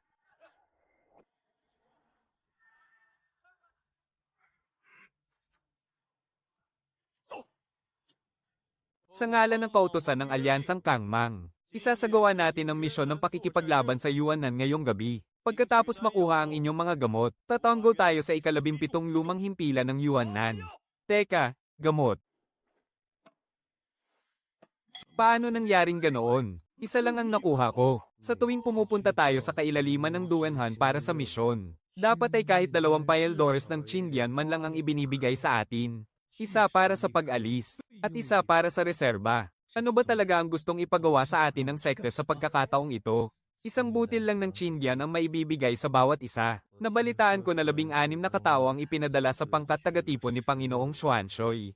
Pero 7 lang ang nakabalik. Naipit sila sa lambak ng pugo dahil hineranggan sila ng mga halimaw. At naubos na rin ang dala nilang mga butil ng Chindian. Umatras na tayo, haha. Mukhang wala na tayong balikan sa misyong ito. Pero ayos lang din. 10 taon nang nakabantay dito ang matandang ito. At sawang-sawa na ako sa panggigipit na ito. Bilang mga kultibador, isinilang tayo at lumaki sa malawak na mundong ito. Ngayong nandito na sa mismong harap ng pintuan natin ang kabilang lahi para nakawin ang ating mga yaman. At patayin ang ating mga kalahi, oras na para pagbayarin natin sila. Sa loob ng isang araw, sisiguraduhin kong marami akong mapapatay para sulit ang buhay ko. Nabuhay na ako ng 220 taon. Sapat na yon kung mamamatay man ako sa labanang ito ngayon. At makapagsama ng ilang general na halimaw sa libingan, hindi na masama ang kamatayan ko. Grabe, may guhit ulap ang butil ng Chindian na ito. Hindi lang ito basta pangkaraniwang perpektong kalidad. Ang isang butil na may guhit ulap ay kayang magtagal ng hindi bababa sa 2 araw, hindi ba? Mga kasama, ito ay nasa pinakamataas na kalidad ng butil ng Chindian. Kaya nitong protektahan ng sino man sa loob ng nakal-alasong hamog ng hindi bababa sa 15 araw ng malaya. 15 araw. Kung ganoon, hindi ito isang suicide squad, kundi isang matinding ganting salakay. Siguradong ginawa ito ng baliw na pinuno ng sekta ng Hexo. Walang pakialam kung sino man ang gumawa niyan. Mas mabuti nang hindi natin alam kung sino siya. Dahil iyon ang pinakamagandang paraan para maprotektahan ng walang katulad na henyong ito. Hindi takot si Shi Chen daw. Kasamang Meng. Ano ba ang misyon natin? Ang misyon natin ay magpunta sa lagusan ng Hefeng. Araw-araw, may 3 hanggang 5 pangkat tagahatid ng mga halimaw ang dumadaan doon para magdala ng mga supply. Ang misyon natin ay harangan ng rutang iyan. Tara na. May isang pangkat tagahatid na palabas na ngayon. May 4 na general na halimaw na nasa antas ng gintong diwa ang nagbabantay sa kanila. Kasama ang mahigit 20 mabababang halimaw. 4 na general na halimaw. 5 tayo laban sa 4 sa kanila, ano ang dapat nating ikatakot? Mas marami pa nga tayo ng isang tao sa kanila, hindi ba? Siya nga pala, Hao Ren. Sa tingin mo, maganda ba ang swerte mo ngayon? Maayos naman, dahil nagsalita na ang ating pampaswerte, sigurado ng maayos ang lahat. Wuyo, sabihin mo sa amin ang eksaktong kinaroroonan nila. Humanda ng umatake. 300 metro na lang ang layo ng pangkat ng transportasyon sa labasan. Osong halimaw ang nasa unahan. 2 lobong halimaw naman ang nasa gitna at ang nagbabantay sa likod. Ay may napakahina at halos hindi maramdamang aura. Kapag huminto lang ito tsaka mo lang mararamdaman ang kaunting bakas nito. Ang nagtatagong general ng mga halimaw na si Wu Chenggang ay nag-aabang sa unahan. Mag-ingat kayo, baka paikutan tayo sa likod. Ipaubaya niyo siya sa akin. Harapin ninyo ang tig-1 lobong halimaw. Huwag makipagpatayan, pigilan niyo lang sila. Sige, gagawin ko ang makakaya ko, Mozon. Tayo naman ang magtutulungan para ubusin ang mga halimaw. At isabay na rin nating tapusin ang nagtatagong general ng mga halimaw. Atake. Isang tagagamit ng kidlat mula sa lahi ng tao. Patayin muna siya. Gustong patayin si Lao Meng. Dumaan muna kayo sa lolowo ninyo. Napakalakas ng taong ito, halika rito.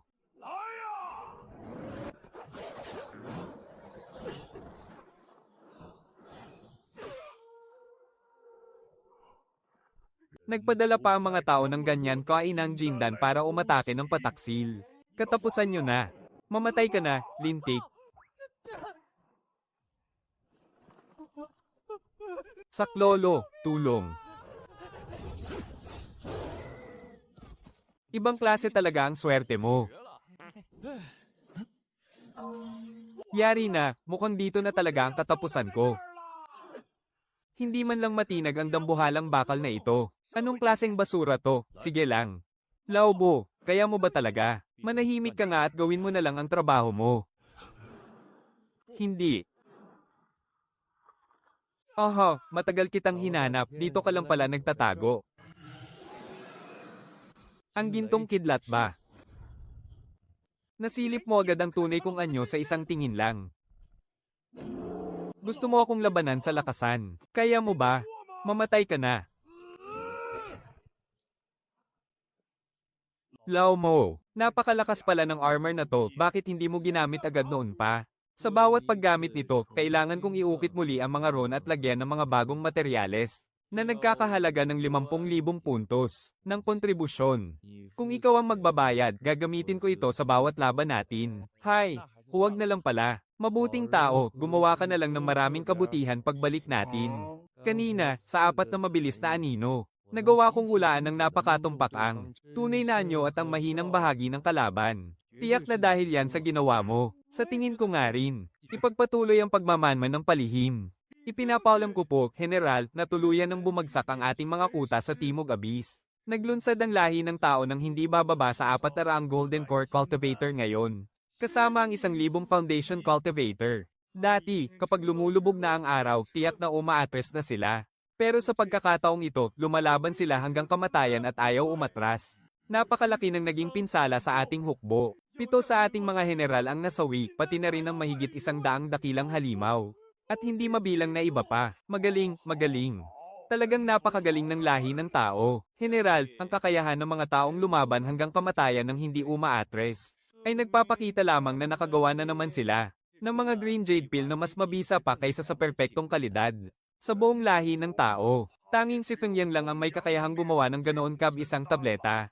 General, may ulat ang ating mga tiktik. Nakasalukuyang gumagawa si Feng Yang sa Tianlai Gorge. 1 buwan na siyang gumagawa roon ng mga popil. Wala siya ngayon sa Hexosect. Kung ganoon, aling sekta naman? Ang nagkaroon na naman ng isang pambihirang alchemist. Imbestigahan ninyo yan agad. Gawin ninyo ang lahat, anuman ang mangyari. Hanapin ninyo ang alchemist na yon. Patayin siya, bago pa man lumabas ang resulta ng investigasyon. Hindi na makontrol ang takbo ng digmaan. Sa loob lamang ng 10 araw, mula sa Timog Abyss hanggang sa Hilagang Abyss, ang lahi ng mga halimaw na dati ay malayang nakagagala sa nakal-alasong hamog. Pagkalipas ng kalahating taon, ay muling nakaranas na tugisin at paslangin ang lahi ng tao. Akala ninyo ba ay nanalo na kayo? Huwag ninyong kakalimutan ng Tianlai Gorge at Wooding Abyss. Sa likod ng bawat bitak sa Kangmang Sea, ay may mga nilalang na nag-aabang para lamunin kayo. Ang ilan sa kanila ay mas malakas at mas mabangis pa kaysa sa amin. Ang marupok ninyong depensa ay panandalian lamang sa gitna ng nagngangalit na bagyo. Alam na alam ninyong malapit nang magwakas ang mundong ito. Wala na nga kayong paraan para makaakyat sa banal na kaharian. Kaya bakit pa kayo nagpupumilit lumaban? Mabuti pang pumanig na lang kayo sa aming lahi ng mga halimaw. Hindi lamang namin kalilimutan ng mga nakaraan nating alitan, kundi bibigyan pa namin kayo ng mga kayamanan upang tulungan kayong makaakyat sa banal na kaharian. Pag-isipan mong mabuti, ha. Huwag kang maniwala sa mga kasinungalingan niya. Kung hindi maganda ang lugar natin, bakit pa nila ito gustong agawin? Tama, malinaw na gusto lang nilang sirain ang ating determinasyon na lumaban. Kung mangangahas siyang pumunta rito, itataboy natin siyang muli palabas. Kahit gaano pa sila karami, dudurugin natin silang lahat. Ako, bilang kinatawan ng Kangmang. At si Joe naman, sa ngalan ng kontinenteng Xuankang, ay nagpapasalamat sa inyong lahat, tayong mga cultivator na isinilang sa Kangmang. Para sa kapakanan ng lahat ng nilalang sa mundo, ay handang lumaban muli ng walang anumang pagsisisi. Naging mahirap ang mga nakaraang araw para sa inyong lahat, maraming salamat. Magkita ulit tayo rito sa susunod na palitan ng gwardya. Sige, sa susunod, magkakasama ulit tayo. Sige, una na kami. Kailangan ko nang bumalik agad para tingnan ang mga makukulit na disipulo sa sekta. Kung seryoso ba silang nagsasanay, magkita muli tayo sa susunod na palitan. Mag-iingat kayo. Gumuho na at nagkawatak-watak ang kontinente. At ang mga kaaway ay nagmamasid na parang mga gutom na hayop. Sa ganitong sitwasyon, kung mahina ang cultivation mo, anong pagkakaiba mo sa isang tupang naghihintay na makatay? Ayokong maging tupang kakatayin lang. Kaya kailangan ko agad maging malakas para ako ang pumatay sa kanila. Mag-ensayo na. Ika-4 na antas ng Foundation Establishment. Nagawa ko, grabe. Kahapon pa natapos ang cooldown ng pagkopya ko. Dahil sa sobrang focus ko sa pagsasanay, nakalimutan ko tuloy kopyahin ang kanilang mga trait. Sa ngayon, ang pinakamagandang nahanap ko pa lang ay ang kulay kahel na Guardian. Sword Heart ni Wen Ruaheng. Sayang lang, napakahirap lapitan ng big shot na yon. Teka, ako na nga pala ang Peak Master ng Dan Yuan. Kung bibisitahin ko ang ibang mga Peak Master at kopyahin ang mga trait nila, hindi naman siguro masama yun, di ba? Matapos ang malaking sakuna sa Duanhan Abyss, naitaboy na pabalik ng Laixi ang mga demonyo at pansamantala ng kumalma ang digmaan. Salamat naman, kumusta ang kalagayan ng mga disipulong nakabalik? Sa 17 disipulong nakabalik, lahat sila ay may sugat, magaan man o malubha. Namamahagi na ng mga gamot ang medicine hall para sa kanilang mga sugat. Maraming salamat sa iyong pagsisikap, Elder Song. Teka, kasama ba sa mga nakabalik na disipulo si Yehan? Nakabalik na siya kasama si Elder Chin nung nakaraang kalahating buwan pa. Hindi kasama sa batch na ito. At saka, may isa pa akong magandang balita para sa inyo, Master. Magandang balita, para sa anuman. 3 buwan na lang bago magsimula ang seremonya ng pagpili ng mga disipulo. Sa taong ito, ang ating Danyuan Peak at ang Guiling Peak naman ang nakatoka. Namamuno rito ng magkasama. Kaya bago magsimula, pwede po kayong maunang pumili ng inyong magiging disipulo doon mismo. Hindi ba napakagandang pribilehiyo niyan? Para mo na ring sinabing magpakakuba ako sa trabaho at mag-overtime Anong masaya doon? Pero sa bagay, pwede ko namang gawin ng hayagan. Ang pumili ng magagandang talento sa mga bag ito doon. Masasabing may pakinabang pa rin naman ako rito kahit paano. Muntik ko nang malimutan, may isa pa palang bagay. Paubos na po ang mga tabletang Zuji natin. Ang mga gantimpala para sa pagpapatibay ng pundasyon ng 5 teritoryo at para sa malaking pagsusulit sa labas ng sekta, ay kailangang kunin lahat sa ating pagawaan ng tableta. Hindi na aabot ng 2 buwan ang natitirang imbak natin sa bodega. Kaya hihilingin ko po sana sa inyo, Master, na madaliin ang paggawa ng bagong batch ng mga tableta sa lalong madaling panahon. Elder Song, ginagawa mo naman akong makina sa paggawa ng tableta niyan Ibig mong sabihin, ang pinuno ng Danyuan Peak ay walang gagawin araw-araw kundi magkulong dito para lang gumawa ng tableta. Kahit kalabaw, hindi pinapagod ng ganyan. Pasensya na po sa abala, Master. Kaya ako naman sanang gumawa ng mga iyon. Pero dahil ako ang namamahala sa mga gawain dito sa teritoryo natin, wala na talaga akong oras at lakas para doon. Paano naman si Elder Han? Gaya ng sabi ko, ako na ang namamahala sa mga gawain natin. At ang pamunuan sa bulwagan ng pagtuturo ay ibinigay ko na kay Elder Han. Si Elder Chang naman, ako pa rin ang namamahala sa mga gawaing panloob. Kaya siya naman ang kailangang mag-asikaso sa bukirin ng mga mahiwagang halaman. Sige na, lumalabas na. Dahil lang sa akin. Dahil ipinaubaya ko sa inyo ang lahat ng gawain dito. Kaya sa akin naman babagsak ang lahat ng mahihirap na trabahong ito ngayon, ganoon ba?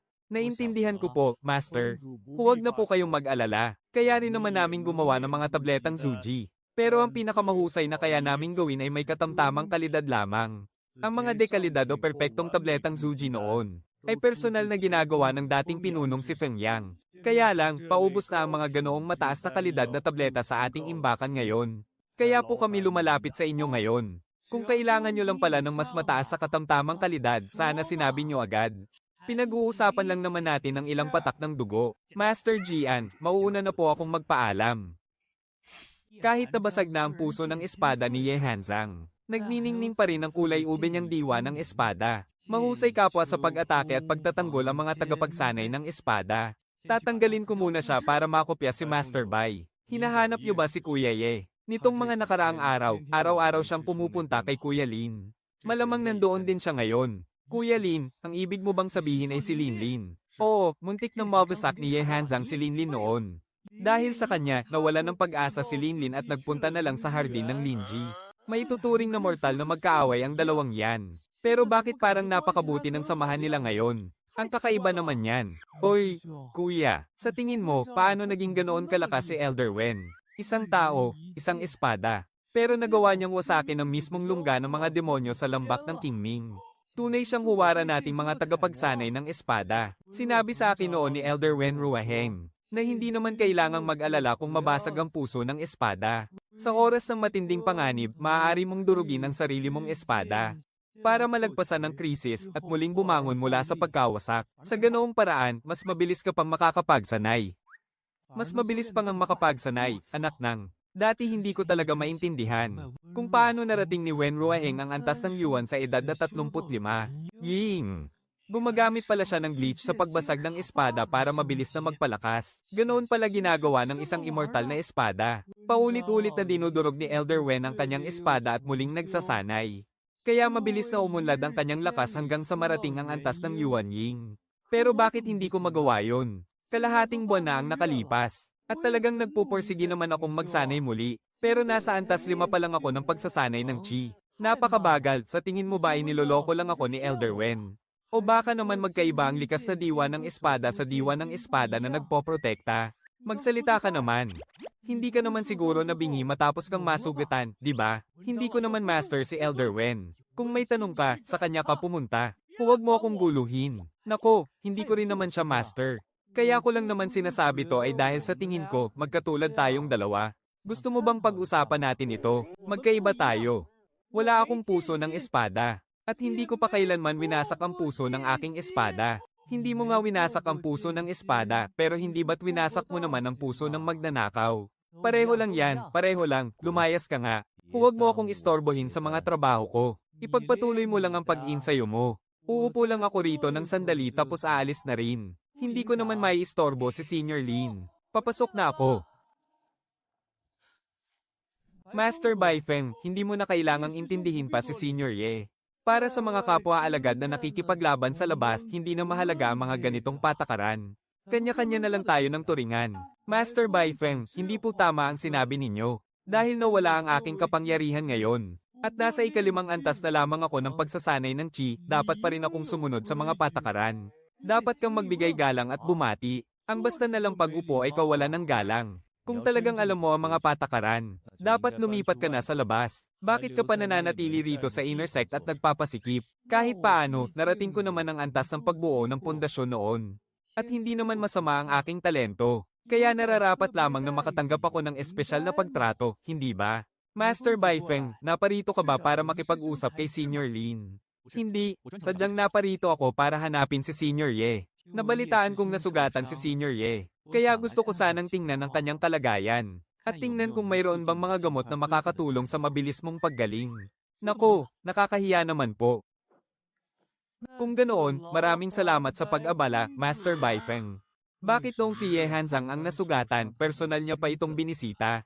At nagsaliksik pa siya ng mga gamot para rito. Nasugatan din naman ako Bakit hindi man lang siya pumunta rito para suriin ang aking palso? O maghanda ng ilang espesyal na gamot? Ibig bang sabihin nito ay hindi ako maihahambing kay Ye Hanzang sa kanyang puso? Senior Lin, nung dinala ka rito na malubha ang sugat, ako mismo ang samuri sa iyong palso. Kaya lang, wala kang malay noon kaya hindi mo nalaman. Wala akong pinapanigan kahit sino. Basta hindi ako mas mababa kay Ye Hanzang, sapat na yon.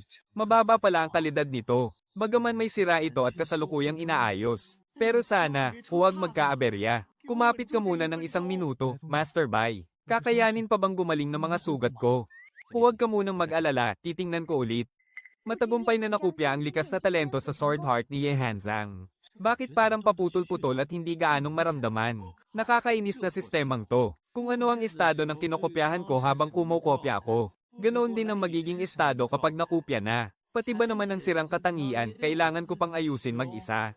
Sa susunod, bago ako manggopya, kailangan ko munang tingnan ang kalagayan ng kalusugan nila. Master Bai, may pag-asa pa ba akong maligtas? Huwag kang mag-alala na baka matakot ako, kaya ko itong tanggapin. Hindi kaya huling lakas ko na ito bago ako tuluyang mamatay. Senior Brother Ye, huwag ka nang masyadong mag-alala. Ayos ka lang talaga. Medyo hindi lang matatag ang iyong dantian matapos mabasag ang iyong sword heart. Nariyan pa naman ang iyong pundasyon. Kapag gumaling na ang mga sugat mo, tiyak na mas mabilis ang muli mong pagsasanay kumpara sa mga baguhan. Mabuti naman kung ganoon, mabuti naman. Ito ang mga perpektong foundation pill na ginawa ko noon. May kabuuang 50 piraso ang mga ito. Senior Brother Ye, tanggapin mo ito. Malaki ang maitutulong nito para mapabilis ang iyong paggaling. Master Bai, ang kabutihang loob mong ito ay hinding-hindi ko malilimutan habang buhay. Senior Brother Ye, bakit ka nagkakaganyan? Natural lang na magtulungan ang mga magkakasama sa sekta. Paano naman ang mga pil ko? Siyempre, mayroon din para sa iyo, Senior Brother Lin. Kaya lang, naging abala ang lahat dahil sa lumalalang labanan sa unahan. Abala ako sa paggawa ng mga Chindian pil kaya hindi ko nagawang asikasuhin. Kapag nagkaroon na ako ng libreng oras, gagawa agad ako ng bagong batch ng mga Ningyuan pil na mas angkop para sa iyo, Senior Brother Lin. At ako mismo ang maghahatid sa iyo. Kayo namang dalawa ay ang mga haligi ng ating sekta. Bilang pinuno ng PhilPic, tungkulin ko talagang gawin ang lahat para sa inyo. Napakagaling ko talagang magsalita, walang kupas. Maraming salamat, mauuna na ako. Ang tindi rin ng ugali ng isang to. Senior Brother Ye, dahil nasa ikalimang antas ka pa lang ng chi condensation ngayon, hindi mo pa kayang lumipad gamit ang espada. Masyadong matagal kung lalakarin mo lang pabalik. Isasabay na kita.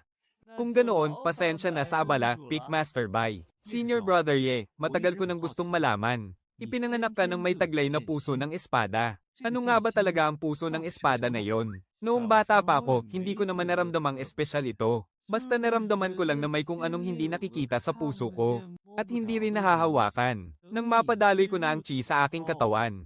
Doon ko lang nakita ang isang maliit at nagniningning na espada na nakatayo sa aking dantiyan. Ang pakiramdam ba pagkatapos nyon? Isang tingin ko lang sa kahit anong teknik ng espada, natututunan ko na agad. Kahit marinig ko lang ng isang beses ang diwa ng espada, naiintindihan ko na agad. Kung ang iba ay kailangan pang mag-isip ng mga galaw kapag nakikipaglaban. Ang mga kamay ko naman, kusa ng kumikilos. Matapos ang laban, doon ko lang maiisip na, ganoon pala gamitin ang atake ng espadang iyon. Ito ang tinatawag na henyo. Grabe, yan ang tinatawag na tunay na henyo. Talagang biniyayaan siya ng langit. Kaya naman pala tuluyang nawasak ang determinasyon ni Linlay sa labis na kabiguan. Kahit ako siguro, mawawalan din ng gana. Kaso, ngayong nawasak na ang puso ng espada mo, mahirap ba itong muling buuin? Sa totoo lang, maayos naman. Medyo mabagal lang ang pag-unlad ng cultivation ko ngayon. Medyo naninibago lang ako dahil wala na ang espada sa dantiyan ko. Pero ang pag-unawa at pakiramdam ko sa diwa ng espada ay naroroon pa rin. Kaya sa totoo lang, wala naman itong malaking epekto. Parang wala ka ring sinabi, Ang mga natutunan mo, para sa isang tulad ko na basta nalang kumopya, at nag-paste ng isang sirang puso ng espada, ay wala talagang naitutulong kahit kaunti. Mukhang hindi ko ito maayos sa pamamagitan lang ng karanasan. Siya nga pala, kailan nga pala magsisimula ang klase ng mga panlabas na disipulo rito sa Ling Xiao Peak? Nagkataon na ngayon ang klase ni Peakmaster Xiao. At sa ganitong oras ay magsisimula na yon. Gusto mo bang pumunta doon para manood, Peakmaster Bai? Gusto ko sanang makinig doon. Baka may matutunan ako kapag nakinig ako sa klase. At mas mabilis kong magagawa ng gamot ang mga sugat mo. Peakmaster Bai, hindi alam nitong si Ye kung paano kayo pasasalamatan. Sa susunod na magkaroon muli ng give-on, hinding-hindi magdadalawang isip si Ye na tumulong. Iba talaga kapag teritoryo ng mga alagad ng espada. Puno ng mga hiwa ng espada kahit saan. Nakita na ako. Basta huwag lang nila akong palayasin. Ayos na. Ngayong araw, pag-uusapan natin ang tungkol sa diwa ng espada. Sa tingin ko, ang kalahati sa inyo ay hindi man lang makakapa ang simula nito. At ang natitirang kalahati naman, kahit naramdaman nyo na, hindi nyo pa rin maipaliwanag kung ano talaga ito. Ito ay pinupukol niya ang pakikipag-isa ng diwa ng espada. Naramdaman nyo ba? Ang naramdaman ninyo kani-kanina lang, yan ang tinatawag na diwa ng espada. Ngunit hindi yon ang aking diwa ng espada, kundi ang sa inyo mismong sarili. Wala akong ginawa sa pagturo kong iyon. Ngunit kung mayroon kayong puso ng espada sa inyong kalooban, tiyak na gagalaw ito. Ang sandaling paggalaw ng inyong puso, iyon ang inyong diwa ng espada na sumasagot sa akin. Ang diwa ng espada ay hindi basta-basta natututunan. Ito ay nagmumula sa sarili ninyong pag-unawa sa landas ng espada. Kung hindi nyo pa ito maramdaman, huwag kayong magmadali. Kaming mga alagad ng espada ay umaasa sa espadang hawak namin. Kahit walang diwa ng espada, basta't mapag-aralan ninyong mabuti ang mga teknik at sining ng espada. Kaya nyo pa ring sumabak sa labanan at pumatay ng kaaway. Masusunod po namin ang inyong mga turo, Guro. Peakmaster Bai. Gabi na, bakit hindi ka nagtitimpla ng mga elixir sa iyong tuktok ng Danyon? Bakit ka napadpad dito sa aking tuktok ng Ling Xiao? Sa paggawa ng elixir ng mga alagad ng elixir, kailangan ng kapayapaan at balanse. Anumang iba pang uri ng teknik, ay magiging sanhi lamang ng kawalan ng balanse sa inyong espiritual na ugat. Kapag nawala ito sa balanse, bababa ang kalidad ng inyong mga gagawing gamot. Ibig bang sabihin nito, kaming mga alagad ng elixir ay hindi na pwedeng mag-aral ng mga teknik sa pakikipaglaban? Paano na lang kung maharap kami sa panganib? Hindi naman sa ipinagbabawal talaga ang pag-aaral nito. Sa bagay, hindi ligtas sa labas ngayon. Kung nais matuto ni Peakmaster Bai, mas mabuting magtuon sa mga teknik na walang partikular na elemento o katangian. Bagamat medyo mahina ang lakas nito, pero dahil kayong mga alagad ng elixir ay bihira namang lumabas ng mag-isa. Tiyak na itataya ng mga kasamahan ninyo mula sa ibang tuktok ang kanilang buhay upang protektahan kayo. At kung magpapasuotan pa kayo ng mga mahiwagang kagamitan para sa depensa, magiging ligtas na kayo. Sa bagay, kung gusto mo talagang matuto ng mga teknik na may malakas na kapangyarihan, dahil mayroon kang 5 espiritual na ugat, may isang paraan naman. Pagsasabayin mo ang pagpapalakas sa metal, kahoy, tubig, apoy, at lupa. Panatilihing magkakatugma ang 5 elemento. Sa ganoong paraan, hindi masisira ang balanse ng 5 elemento, kaya hindi maaapektuhan ang iyong sining ng alkemiya. Pero ang sabay-sabay na pagsasanay ng 5 magkakaibang teknik, sino ba ang makakasiguro na sabay-sabay silang lalakas? Imposibleng magawa yan. Kaya mabuti pang mag-focus ka na lang sa pagsasanay ng mga walang elementong teknik. Hindi man kaya ng iba. Pero mayroon naman akong system panel. Babantayan ko lang ang progress bar ng karanasan sa bawat teknik na ine-ensayo ko. At pipilitin ko silang maging pantay-pantay. Walang mintis talaga, perpekto. Maraming salamat sa iyong paggabay, Pickmaster Xiao. Walang anuman, Pickmaster Bai. Siya nga pala, huwag mong kalimutang gumawa ng foundation peel. Sige, sige. Gagawa agad ako pagka-uwi ko. Grabe, pati ang mga pinuno ng iba't ibang pick, personal na akong kinukulit para sa mga tableta. Mukhang ubos na talaga ang stock ng foundation peel. Dahil kailangan kong magsanay ng mga teknik ng 5 elemento. Baka may magagamit pa ako sa mga basurang ito. Huwag mong pakinggan ang sabi ng iba na hindi ito maganda. Malalaman mo lang kung maganda kapag ikaw mismo ang sumubok.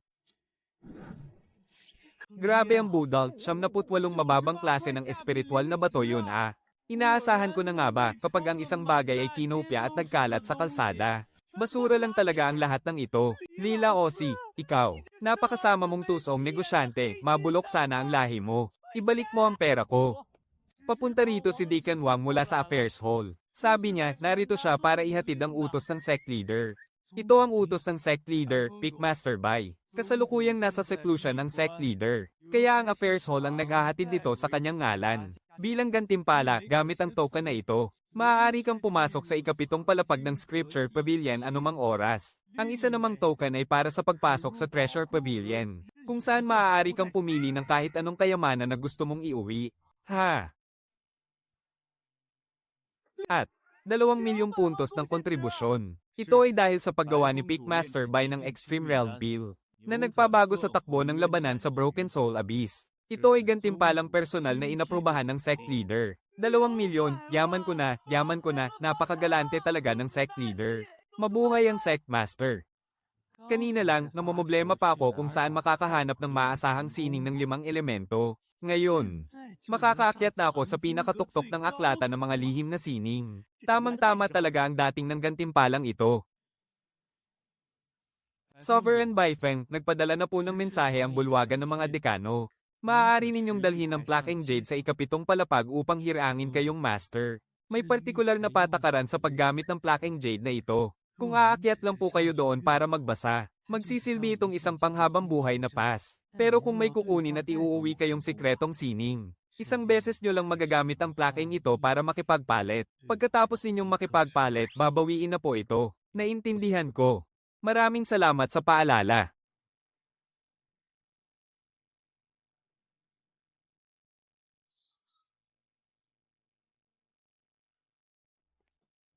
Sining ng Dayan Thunder Sound Sword. Mataas na ranggo ng langit. Sa isang wasiwas ng espada, ang dagandong ng kulog ay tatagos sa kaibuturan ng iyong mga buto. Bukod doon, kailangan mo pang nasa huling yugto ng Golden Core para maisagawa ito. 7 tao na ang sumubok nito noon. 3 ang nasiraan ng bait dahil sa maling pagdaloy ng enerhiya. 2 naman ang tuluyang nasiraan ng mga ugat ng enerhiya. Kahit na nakatabi lang ito rito. Delikado, huwag na lang talaga. Sining ba ng pagpapakamatay ang lintik na ito? Dahil wasak na ang kontinente, ang malinis at maruming enerhiya ay hindi na nagtatagpo. Kaya hindi na ito maaaring sanayin. Basurang papel lang ito. Maliban na lang kung nasa ikatlong antas ka na ng nascent soul. At kailangan mo ring makaligtas sa 3 matitinding pagsubok na wawasak sa buo mong katawan. At sa bawat gamit mo nito, mababawasan ng malaki ang iyong natitirang buhay. Nandito ako para makamit ang buhay na walang hanggan. Hindi para paikliin ang buhay ko. Ang mga sining na ito, kahit alin sa mga ito ang dalhin mo sa labas, kaya mong magtatag ng sarili mong sekta. Pero sa sitwasyon ngayon, wala nang silbi ang mga ito at naging basurang papel na lang. Kung hindi naman pala pwedeng pag-aralan, bakit pa binuksan ng sect master ang silid na ito para sa akin? Pinaglalaroan ba niya ako? Selyo ng 5 bundok at jade. Isang katamtamang ranggo ng langit, gamit ang 5 elemento upang maging 5 dakilang bundok. Maaari na itong simulan sa antas pa lang ng foundation establishment. Kapag inilabas ang isang bundok, wala kang katapat sa antas ng foundation establishment. Kapag sabay-sabay na lumabas ang 5 bundok, maging ang nasa antas ng Golden Core ay mahihirapang lumaban. Ito ang magandang klase. Napakasirap magpalakas kapag taglay mo ang 5 elementong espiritual na ugat. Hindi ito kaya ng iba. Pero ako, kayang-kaya ko. Hindi lang kumpleto sa akin ang 5 elemento. Mayroon pa akong likas na koneksyon sa mga ito at walang katapusang lakas ng enerhiya. Putya, parang isinukat talaga to para sa akin. Ang sining ng reinkarnasyon ng 5 elemento, mababang antas sa ranggo ng langit. Ang 5 elemento, nagtutulungan at nagpapalakas sa isa't isa. Kaya naman ang aking espiritual na lakas, hinding-hindi mauubos. At ang anumang sugat ko, gagaling agad sa isang kisap mata. Sining ng hayop ng 5 elemento na lumilipad sa langit, gitnang antas sa ranggo ng langit. Kayang maglakbay ng libo-libong milya sa isang kisap mata. At kayang lampasan ng anumang harang o proteksyon. Bukod sa teknik ng banal na kidlat na masyadong magastos. Gustong-gusto ko talaga ang lahat ng iba pa. Anak ng. Ang lahat ng ito ay perpektong cheat para sa gaya kong may 5 espiritual na ugat. Isa itong napakalupit na cheat. Sining ng espada ng 5 elemento, mababang antas sa ranggo ng langit. Deng metal para sa pag-atake at pagpuksa. Kahoy naman para mang-trap at manggulo. Mapanlin lang na tubig upang pahinain ang lakas ng kalaban. Maliwanag na apoy para makalusot sa bakbakan. At lupa naman para sa matibay na depensa. 5 tao na may kanya-kanyang hawak na espada, na pagsasamahin ng lakas sa yugto ng pundasyon, upang makalaban ng nasa antas ng Yuan Ying. Pero kailangan ng 15 antas o higit pa sa yugto ng pundasyon para magamit ito, at kailangan din ng 5 taong dalubhasa sa matuwid na landas, na magsasama at magtutulungan sa loob ng 10 taon. 1,000 taon na ang nakalilipas, may 5 henyo na may iisang espiritual na ugat. Ang pilit na nagsanay sa pormasayo ng espadang ito. Sa huli, dahil sa sobrang ugnayan ng kanilang mga isip at kaluluwa, lahat sila ay nawala sa sarili at tuluyang nabaliw. Ang tanging problema sa teknik na ito ay ang hirap sa pagtutulungan ng 5 tao. Pero ako, kayang-kaya ko to ng mag-isa. Dahil ako ay nasa 17 antas ng pagpipino ng China may perpektong pundasyon. Taglay ko rin ang lahat ng 5 espiritual na ugat. At higit sa lahat, natutunan ko na rin ang sining ng paghahati ng isip. Kailangan ko na lang maghanap at mag-aral ng teknik para sa paggawa ng clone. At kapag nagawa ko yon, buwisit, ako na mismo ang bubuo ng pormasayo ng espadang ito. Gagamitin ko ang yugto ng pundasyon para pabagsakin ang nasa antas ng Yuan Ying. Sa isip ko pa lang, sobrang sarap na sa pakiramdam. Ang isa ay para maging eksperto sa pagtakas. Ang isa naman ay para sa walang katapusang pagbawi ng enerhiya. At ang isa ay para pabagsakin ang nasa antas ng Yuan Ying. Seryoso, ayaw kong pakawalan ng kahit isa sa kanila. Kaso, isang token lang ang pwede kong ipalit. Hindi pwede to. Kailangan kong kumalma at mag-isip ng mabuti. Sa ngayon, para sa pagtakas, mayroon na akong sining ng lumilipad na ulap at mga bihag. At sa pagbawi ng enerhiya, pwede naman akong uminom ng mga mahiwagang gamot. Kaya naman, ang pinakakailangan ko ngayon ay paraan para umatake. Dapat pag-atake muna ang unahin ko. Tungkol naman sa pormasayo na ito, kailangan ko munang maging eksperto sa mga magic formation. Sa susunod na buwan, pupuntahan ko si Joyan, at kukunin ang bantay na banal na hayop ni Pickmaster Joe. Tapos, dadalo ako sa 2 klase tungkol sa mga magic formation. At sa ganoong paraan, magiging perpekto na ang sword array na to. Pakiusap, tulungan mo akong kopyahin ang scroll ng Great 5 Elements Reincarnation Sword Array na to. Pickmaster Bai, kung gusto nyo pong magsanay ng sining ng espada. Mas mabuting kumuha na lang kayo ng pinakamataas na antas ng solong sining ng espada. Bakit pa kayo pipili ng isang napakahirap sanayin? At nangangailangan pa ng 5 tao para gumana ang sword array na to. Walang problema, gusto ko lang talaga ang pormasayo ng espadang to. Pakipalit na lang para sa akin. Ang cultivation technique na to ay parang walang silbi para sa mga ordinaryong tao. Pero ako to, ang nag-iisang henyo na kayang bumuo ng pormasayo ng mag-isa. Walang mas babagay dito kundi ako. Sige na nga, baka biglaang naisipan lang to ni Pickmaster. Kapag nahirapan siyang sanayin yan, siguradong ang mga nakatatandang pinuno ay papalitan din yan ng iba. Hayaan na lang muna natin siya. Maraming ang magagandang bagay rito, pero kailangan muna ng Golden Core Stage bago magamit at mapaganya ang mga ito. Kakaunti lang ang magagamit ng nasa Foundation Establishment Stage. At hindi ko rin naman kailangan ng mga to. Hayaan mo na, gagamitin ko na lang muna ang Secmaster token na to bilang isang espesyal na voucher para makakuha ng kahit ano. Itatabi ko muna to, at babalik na lang ako para mamili kapag umabot na ako sa Golden Core Stage. O kaya ipalit ko na lang to ng contribution points para makabili ng mga gamot. Esensya ng metal element. Ang batang si Chen Jinbao ay araw-araw na nagpapanday sa peak ng artifact refining. Malapit na siguro siyang umabot sa Foundation Establishment Stage. Tamang-tama, mabibili ko para sa kanya ang gold crystal na nakita ko kanina. Pakipalit naman ito para sa akin. Sige po, Pickmaster Bai. Ang kabuuan ay 2,000 contribution points. Meron pa ba kayong ibang esensya ng 5 elements dito? Kung meron pa, kukunin ko na ang lahat ng yan. Pasensya na po, Pickmaster Bike, mabilis po kasing maubos ang mga esensya ng 5 elements. Sa ngayon, ito na lang po ang natitira sa aming imbakan. May dala akong 2,000,000 puntos sa bulsa ko, pero wala man lang akong mapaggastusan. Ganito ba talaga kahirap kapag sobrang yaman mo na? Sige, ito na muna ang kukunin ko. Nitong mga nakaraang araw, masyado akong naging abala sa paggawa ng gamot para sa Soul Severing Abyss. Wala man lang akong oras na makipag-ugnayan kay Tito Chen at Jinbao. Mabuti pa't ngayong may libreng oras ako, mabisita ko sila Jinbao.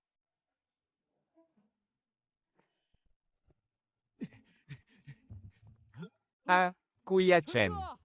Hehe, naku naman. Kalahating buwan din tayong hindi nagkita. Ang tangkad mo na, parang lagpas 1 metro at 70 sentimetro ka na, ah. Talagang nakakahubog ng katawan doon sa tuktok ng huwanding. Para kang nakatayong bakal na torerito. Hehe, mabuti naman po. Kaya lang, sobrang nakakapagod talaga doon, Kuya Chen. Nangungulila na nga ako kay tatay at nanay. Pati na rin sa gawang bahay na guihua cake. Hindi ba nagpadala ang pamilya mo ngayong buwan? Nagpadala nga po sila, kaso naubos ko rin agad ng araw na iyon. Kailangan ko na namang maghintay ng isa pang buwan. Napakatagal. Ang laki na nga ng katawan ng batang ito. Pero guihua cake pa rin ang laman ng isip niya. Siya nga pala, may nabanggit ba kamakailan si Tito Chen tungkol sa pag-restock? Maraming tindahan sa pamilihan ang nagmamadali para sa mga paeldores ng pundasyon. Matagal nang ubos ang tinda sa tindahan natin. Pero sabi ni tatay, busy ka raw nitong mga nakaraang araw. Kaya huwag muna kitang madaliin at mas mabuting ipagpaliban muna ng ilang araw ang pagbibigay sa kanila. Para mas maganda ang maging usapan sa presyo. Haha, iba talaga kapag may karanasan na ang matatanda, napakagaling. Gagawa ako ng paraan para makapag-refine ng isang batch sa mga susunod na araw at ay padadala ko agad sa iyo. Ito naman ang esensya ng ginto na kapapalit ko pa lang mula sa kabangyaman. Nasa ika-10 antas ka na ng chi refining. Oras na rin para maghanda ka sa pagpapatatag ng iyong pundasyon. Kulang ka na lang ng isa na may katangiang lupa. Kapag nakakita ako ng maganda, ipagpapalit ko agad para sa iyo. Nako, Kuya Chen, huwag na po. Nabili na po ni tatay ang kumpletong esensya ng 5 elemento para sa akin. Kaya ibalik mo na po agad yan doon. Kumpleto na agad. Grabe, napakahirap kayang makuha ng esensya ng 5 elemento. Ang iba nga, nagpapakamatay na sa paghahanap pero hindi pa rin makumpleto. Pero si Tatay Chen, ginamitan lang ng kapangyarihan ng pera para makuha agad ang buong set. Gaano ba talaga kayaman ng pamilya Chen? At saka, wala namang isolian kapag nakuha mo na sa kabangyaman. Ayos lang. Malapit na ring magpatatag ng pundasyon si Wen Xuan, kaya pwede nating itabi ito para sa kanya. Oo nga pala, marami-rami ring kakailanganin si Wen Xuan. Sasabihan ko rin si tatay na maghanap-hanap din. Siguradong nainip ka sa loob ng bag na yon, no? Oh, bakit ayaw mong lumabas para magpahangin? Hikbi, ang dami kasing tao sa labas. Pagkalabas ko pa lang, nakatingin na agad silang lahat sa akin. Tapos, hawak pa sila ng hawak sa akin. Nakakatakot talaga. Mas ligtas pa rin dito sa loob ng supot. Haha, kasalanan mo rin naman, ang kayat-kayat kasi ng munting tuanzi ko. Kaya ikaw na ngayon ang pinakasikat at pinakapaboritong alaga sa buong sekta natin. Sige na, kung natatakot ka talaga, manatili ka na lang muna sa loob ng supot na yan. Ngayon, kailangan kong magtrabaho na parang 5 tao sa iisang katawan. Basta't makabisado ko lang ang 5 dakilang sining na ito ng espada. Ng buong buo. At kumuha pa ng karagdagang lakas mula sa mahiwagang selyo. Sa mundong ito ng mga immortal. Sino pa kaya ang makakaharang sa isang saksak ko? Sige, simulan na natin. Dahil isa na akong pambihirang nilalang na may pinagsamang 5 elemento. Bakit hindi ko sabay-sabayin ang pagsasanay sa 5 sining na ito? Sining ng paghahati isip. Magsimula ka. Sandali. Hindi ko kaya. Masyadong mabigat hatiin ang 5 bahagi mula sa 12 kong banal na kaisipan. Hindi kayang i-proseso ng utak ko ang ganito karaming impormasyon ng sabay-sabay. Kailangan ko munang bawasan ang bilang nito. Gagamit ako ng 6 na banal na kaisipan para sa geng metal na espada. At isa pang 6 para sa gray water na espada. Ayun, nagtagumpay ako. Mas mabilis nga talaga kapag sabay na ginagawa kaysa pa isa-isa lang ang pagsasanay. Sayang lang at masyadong mababa pa ang antas ng aking sining ng paghahati isip. Kulang ang aking banal na lakas. Kung ganoon, magtitimpla muna ako ng mga tableta ng mahika para mas maasa ang sining na ito. Heto na. 12 banal na kaisipan, sabay-sabay. Kailangan ko munang haluin ng likidong gamot sa gitna para maghiwalay ang mga sangkap. Ang nilagang gamot naman sa kaliwa, ganap nang nailabas ang taglay nitong bisa. Humanda ng buuin ang pinakapuso ng tableta. Teka, masyadong malakas ang apoy sa kaliwang pugon. Bilisan mong iayos ang init, ang utak ko. Parang may ilang tao na nag-aaway at sumisigaw ng sabay-sabay sa loob ng ulo ko. Hindi ko na sila kayang sabayan. Oh, mas masakit pa pala sa maubusan ng lakas ang katawan kapag sumobra ang pagod ng aking banal na kaisipan. Dati ay nasa 20 puntos lang ito, pero ang sabay na paggawa sa 3 pugon ay nagdagdag agad ng 12 puntos, sobrang sulit ng paghihirap na ito.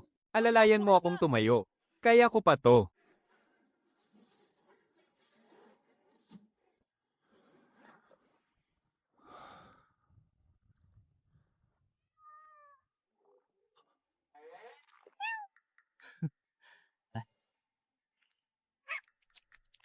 Dahan-dahan lang sa pagkain. Kumakain ka na nga, naglalambing ka pa sa bawat subo. Napakagaling mo talagang magpalamang sa lahat, ha? Hindi ka ba nagsasawa na ito palagi ang kinakain mo araw-araw? Sa susunod, susubukan kong gawan ka ng mga meriendang may lasang isda. Para naman maiba ang lasa ng pagkain mo. Sige na, sige na. Hindi ko nga alam kung doon sa Guiling Peak ay may nakahandang isda para sa pagkain ng alaga ko. Ay, oo nga pala. Sina Zhao Yuan, silang apat, ay pumunta sa Guiling Peak para mag-ayuno. At mga elixir ang nagsisilbi nilang pagkain. Halos 1 buwan na rin ang nakalipas. Pero bakit wala man lang balita sa kanila? Ano ba ang ginagawa nilang apat doon sa Guiling Peak? Tara na, Xiao Tuanzi, pumunta tayo sa Guiling Peak. Hala! Anak ng... Ate, bakit ka ba nakatambay sa tapat ng silid ng paggawa ng elixir ko nang napakaaga? May harang na proteksyon ang silid mo. At dahil ayaw ko namang makaabala, kaya naghintay na lang ako rito. Tayong mga cultivator, walang pinagkaiba ang umaga at gabi. Saka, hindi naman ikaw ang pinunta ko rito. Nakaseclusion ka ng kalahating buwan. Kaya napakatagal ko nang hindi nakikita si Xiao Tuanzi. Sige na, ilabas mo na siya para makita ko. Sandali naman, ate. Ako pa rin ang Peak Master ng Danyuan Peak. Igalang mo naman ako kahit kaunti, pwede ba? O sige. 78 Peak Master, hindi mo na talaga kalilimutan ang palayaw na yan, ano? Hi, Xiao Tuanzi ko, namiss mo ba si ate? Tuanzi, tingnan mo tingnan mo kung anong masarap na dala ni ate para sa'yo. Ha? Anong ginagawa mo? Bakit mo inaagaw ang pagkain ni Tuanzi? Naglagay ka ba ng essence blood mo dito sa pagkain ng spirit beast? Oo naman. Inaalagaan ko siya, kaya bale wala lang sa akin ang kaunting dugo na ito. Tingin ko, masyado ka ng maraming libreng oras. Anong ibig mong sabihin? Kulang ang sekta ngayon sa mga foundation building pill. Mula sa araw na ito, ikaw na ang gagawa niyan. Bakit ako? Hindi ba trabaho mo yan? Ngayon, trabaho mo na yan, Ate So. Gagamitin mo pa ang posisyon mo bilang Peak Master para utusan ako, ganoon.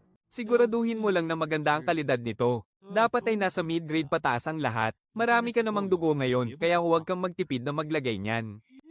Oo nga pala. May utang na loob pa sa akin ng mga taga-Guiling Peak. Saka, pupunta rin ako roon mamaya. Kung magagawa mo ng maayos ang trabahong ito, baka sakaling mapakiusapan ko si Peak Master yun para sa'yo. Pwede rin ba kitang itabi ng isang swerong beast? Opo, utos ni Peak Master Son. Tinitiyak kong matatapos ko ang misyon. Peak Master Bai, napakaaga nyo yata rito. Naparito po ba kayo para bumisita? Nagbibigay pugay po, Peak Master yun. Nangungulila na sa kanyang ina ang munting ito. Ipinasyal ko siya rito para makita ang kanyang ina kung maaari po sana. Kitang-kita namang napalaki siyang mabuti ni Peak Master Bai. Sige, sasamahan ko kayo roon. Ay, mag-iingat ka.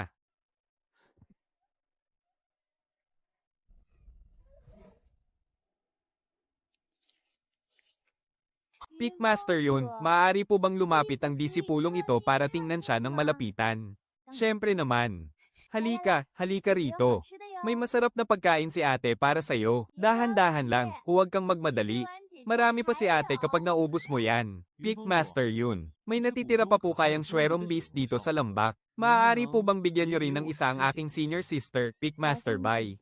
Ipagpatawad mo, ngunit pasensya na talaga. Naipareserba na po ang mga swerong beast mula nung isilang pa lang sila. Ang ilang maliliit na yun ay dahil sa nag-iisa sa pagsasanay ang mga disipulo ng ating Peak. Kaya pansamantala muna silang nananatili rito. Ngunit, mangganganak na ang tiyahin ni Tuanzi sa susunod na 2 buwan. Kung hindi naman nagmamadali si Pamangking So, ay kita ng isa pagdating ng araw na iyon. Talaga po, maaari po ba talaga? Noong nakaraan, labis na nangangailangan ng Duanhan Abyss ng perpektong cleansing peel. At napakalaking tulong mo roon. Kaya dahil gusto mo naman ito, tiyak na itatabi kita ng isa. Mabait na bata, Baosho. Ano mang lasa ang gusto mo, ipagluluto ka ni ate. Iba talaga ang galing ng inyong Danyon Peak, napakahusay nyo. Pati nga pagkain para sa mga espiritong hayop ay ginawa ninyong parang mga tableta. At nakalikha pa kayo ng bagong uri. Palibhas ay marami lang kaming libreng oras. Pero hindi magtatagal ay mawawala na rin kami ng oras para mag-eksperimento. Ano yun? Wala naman. Naparito rin ako ngayon para tanungin sina Zhao Yuan. Kung natapos na ba nila ang paggawa ng pagkain para sa mga espiritong hayop. Dapat na rin kasi silang bumalik. Kay sarap sa pakiramdam. Kung hindi ko lang kailangang gumawa araw-araw ng fasting pill na may kakaibang lasa.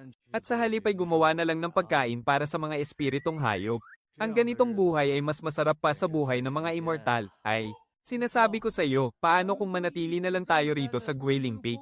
At huwag na tayong bumalik, sigurado ba kayong walang magiging problema rito? Araw-araw naman tayong nag-insayo rito, paano tayo babalik ng ganito?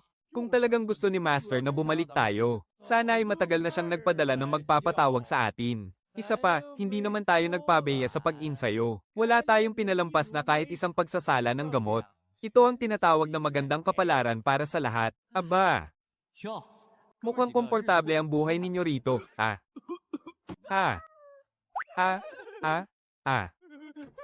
Mahal na prinsesa, alam po namin ang aming pagkakamali. Handa po kaming tanggapin ang inyong parusa. Parusa para saan? Parurusahan ko ba kayo dahil sa magandang tulong ninyo sa bundok ng Guiling? Hindi lang sa hindi ko kayo parurusahan. Bibigyan ko pa ang bawat isa sa inyo ng gantimpalang 1,000 puntos ng kontribusyon. Bilang pagkilala sa inyong pagsisikap, kapag sumapit na kayo sa yugto ng pagpapatatag ng inyong pundasyon, bibigyan ko pa ang bawat isa sa inyo ng isang mataas na uri ng tableta para sa pagpapatatag ng pundasyon. Bago tayo pumunta rito, nagbigay na siya ng 1,000. Ngayong nagbigay uli siya ng 1,000, mayroon na tayong 2,000 puntos ng kontribusyon. Sapat na yun para ipagpalit sa dalawang bahagi ng 5 bituing esensya. Isang mataas na uri ng tableta para sa pundasyon. Ang ganyang gantimpala ay para lamang sa nakakuha ng unang pwesto sa malaking pagsusulit. At ibibigay lang niya sa atin ng ganoon kadali ng walang kabayaran. Handa po kaming maglingkod sa inyo, mahal na prinsesa. Ginagawa natin ito para sa ating sekta. Hindi na ninyo kailangang magpasalamat ng ganyan. Mag-ayos na kayo rito at pumunta sa bulwagan ng pagpino ng gamot para sa inyong pag-aaral. Ayon sa detalyadong paliwanag ng aking sistema, mabilis ang naging pag-unlad ng 4 na disipulo, sa loob lamang ng 3 araw. Nakakalikha na sila ng 1 o 2 perpektong tableta ng pundasyon sa bawat pagsasala. Ang pagpapasa ng mga pangunahing trabaho sa iba. Ito talaga ang pinakamataas na antas ng pagiging isang kapitalista. Mahal na prinsesa, si Sugu Yinshu po, ay narito nakasama ang mga disipulong ipinadala ng iba't ibang pamilya. Ang grupong ito ay binubuo ng 23 tao na handang pumasok sa bundok ng Danyuan. Naghihintay na po sila ngayon sa harapang bulwagan. Maaari niyo po ba silang puntahan doon? Sige, bumalik muna kayo at mag-aral ng mag-isa. Kung mayroon kayong hindi maintindihan, maaari ninyong itanong sa akin bukas. Opo, aalis na po kami. Ping Chuan, pumasok ka rito. May halos 3 buwan pa bago ang seremonya ng pagtanggap ng mga bagong disipulo sa susunod na taon. Bakit may mga bagong disipulo na agad na ipinadala rito ngayon? May isang bagay po kayong hindi pa nalalaman, pinuno. 3 buwan bago ang malaking pagsusulit, magpapadala ang sekta ng mga sugo sa bawat pamilya, upang hanapin ang mga henyong may pambihirang talento at may dalawahang ugat ng espiritu. At direktang ipasok sila sa mga pangunahing peak. Ang mga may 3 ugat naman pababa ay pansamantalang ilalagay sa hanay ng mga nagsasanay.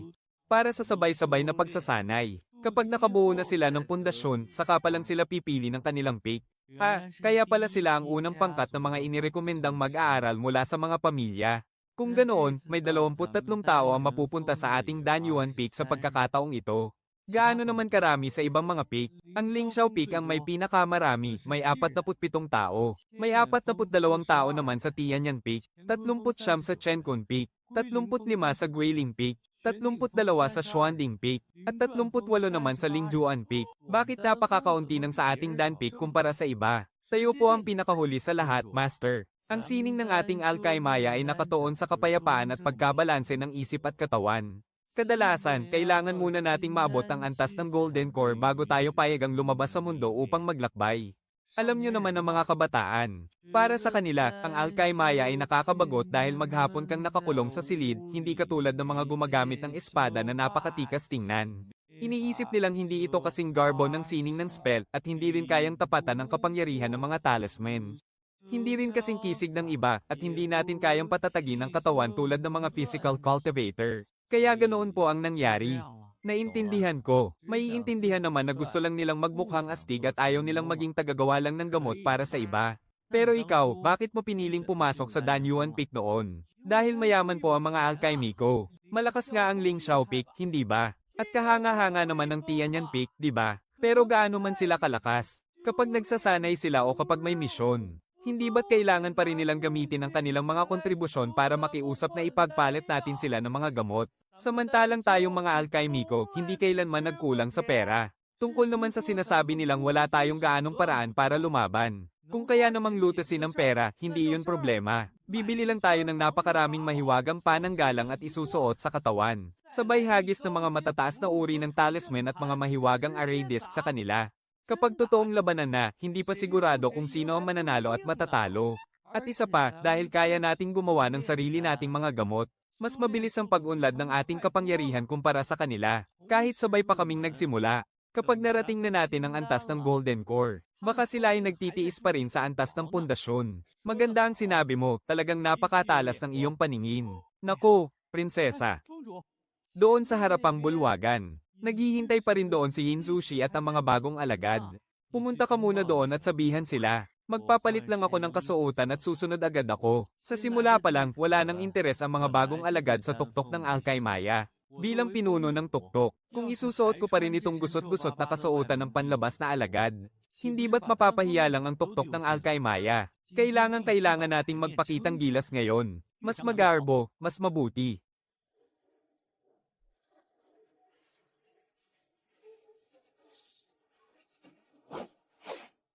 Ay nako, bakit ba ang gwapong-gwapo ko? Napakakisig din ng Chief Pickmaster at ng iba pa. Ito ang tunay na gilas na dapat taglayin ng isang pinuno ng tuktok. Nasa loob na po ang lahat. Dumating na ang pinuno ng tuktok ng Danyuan.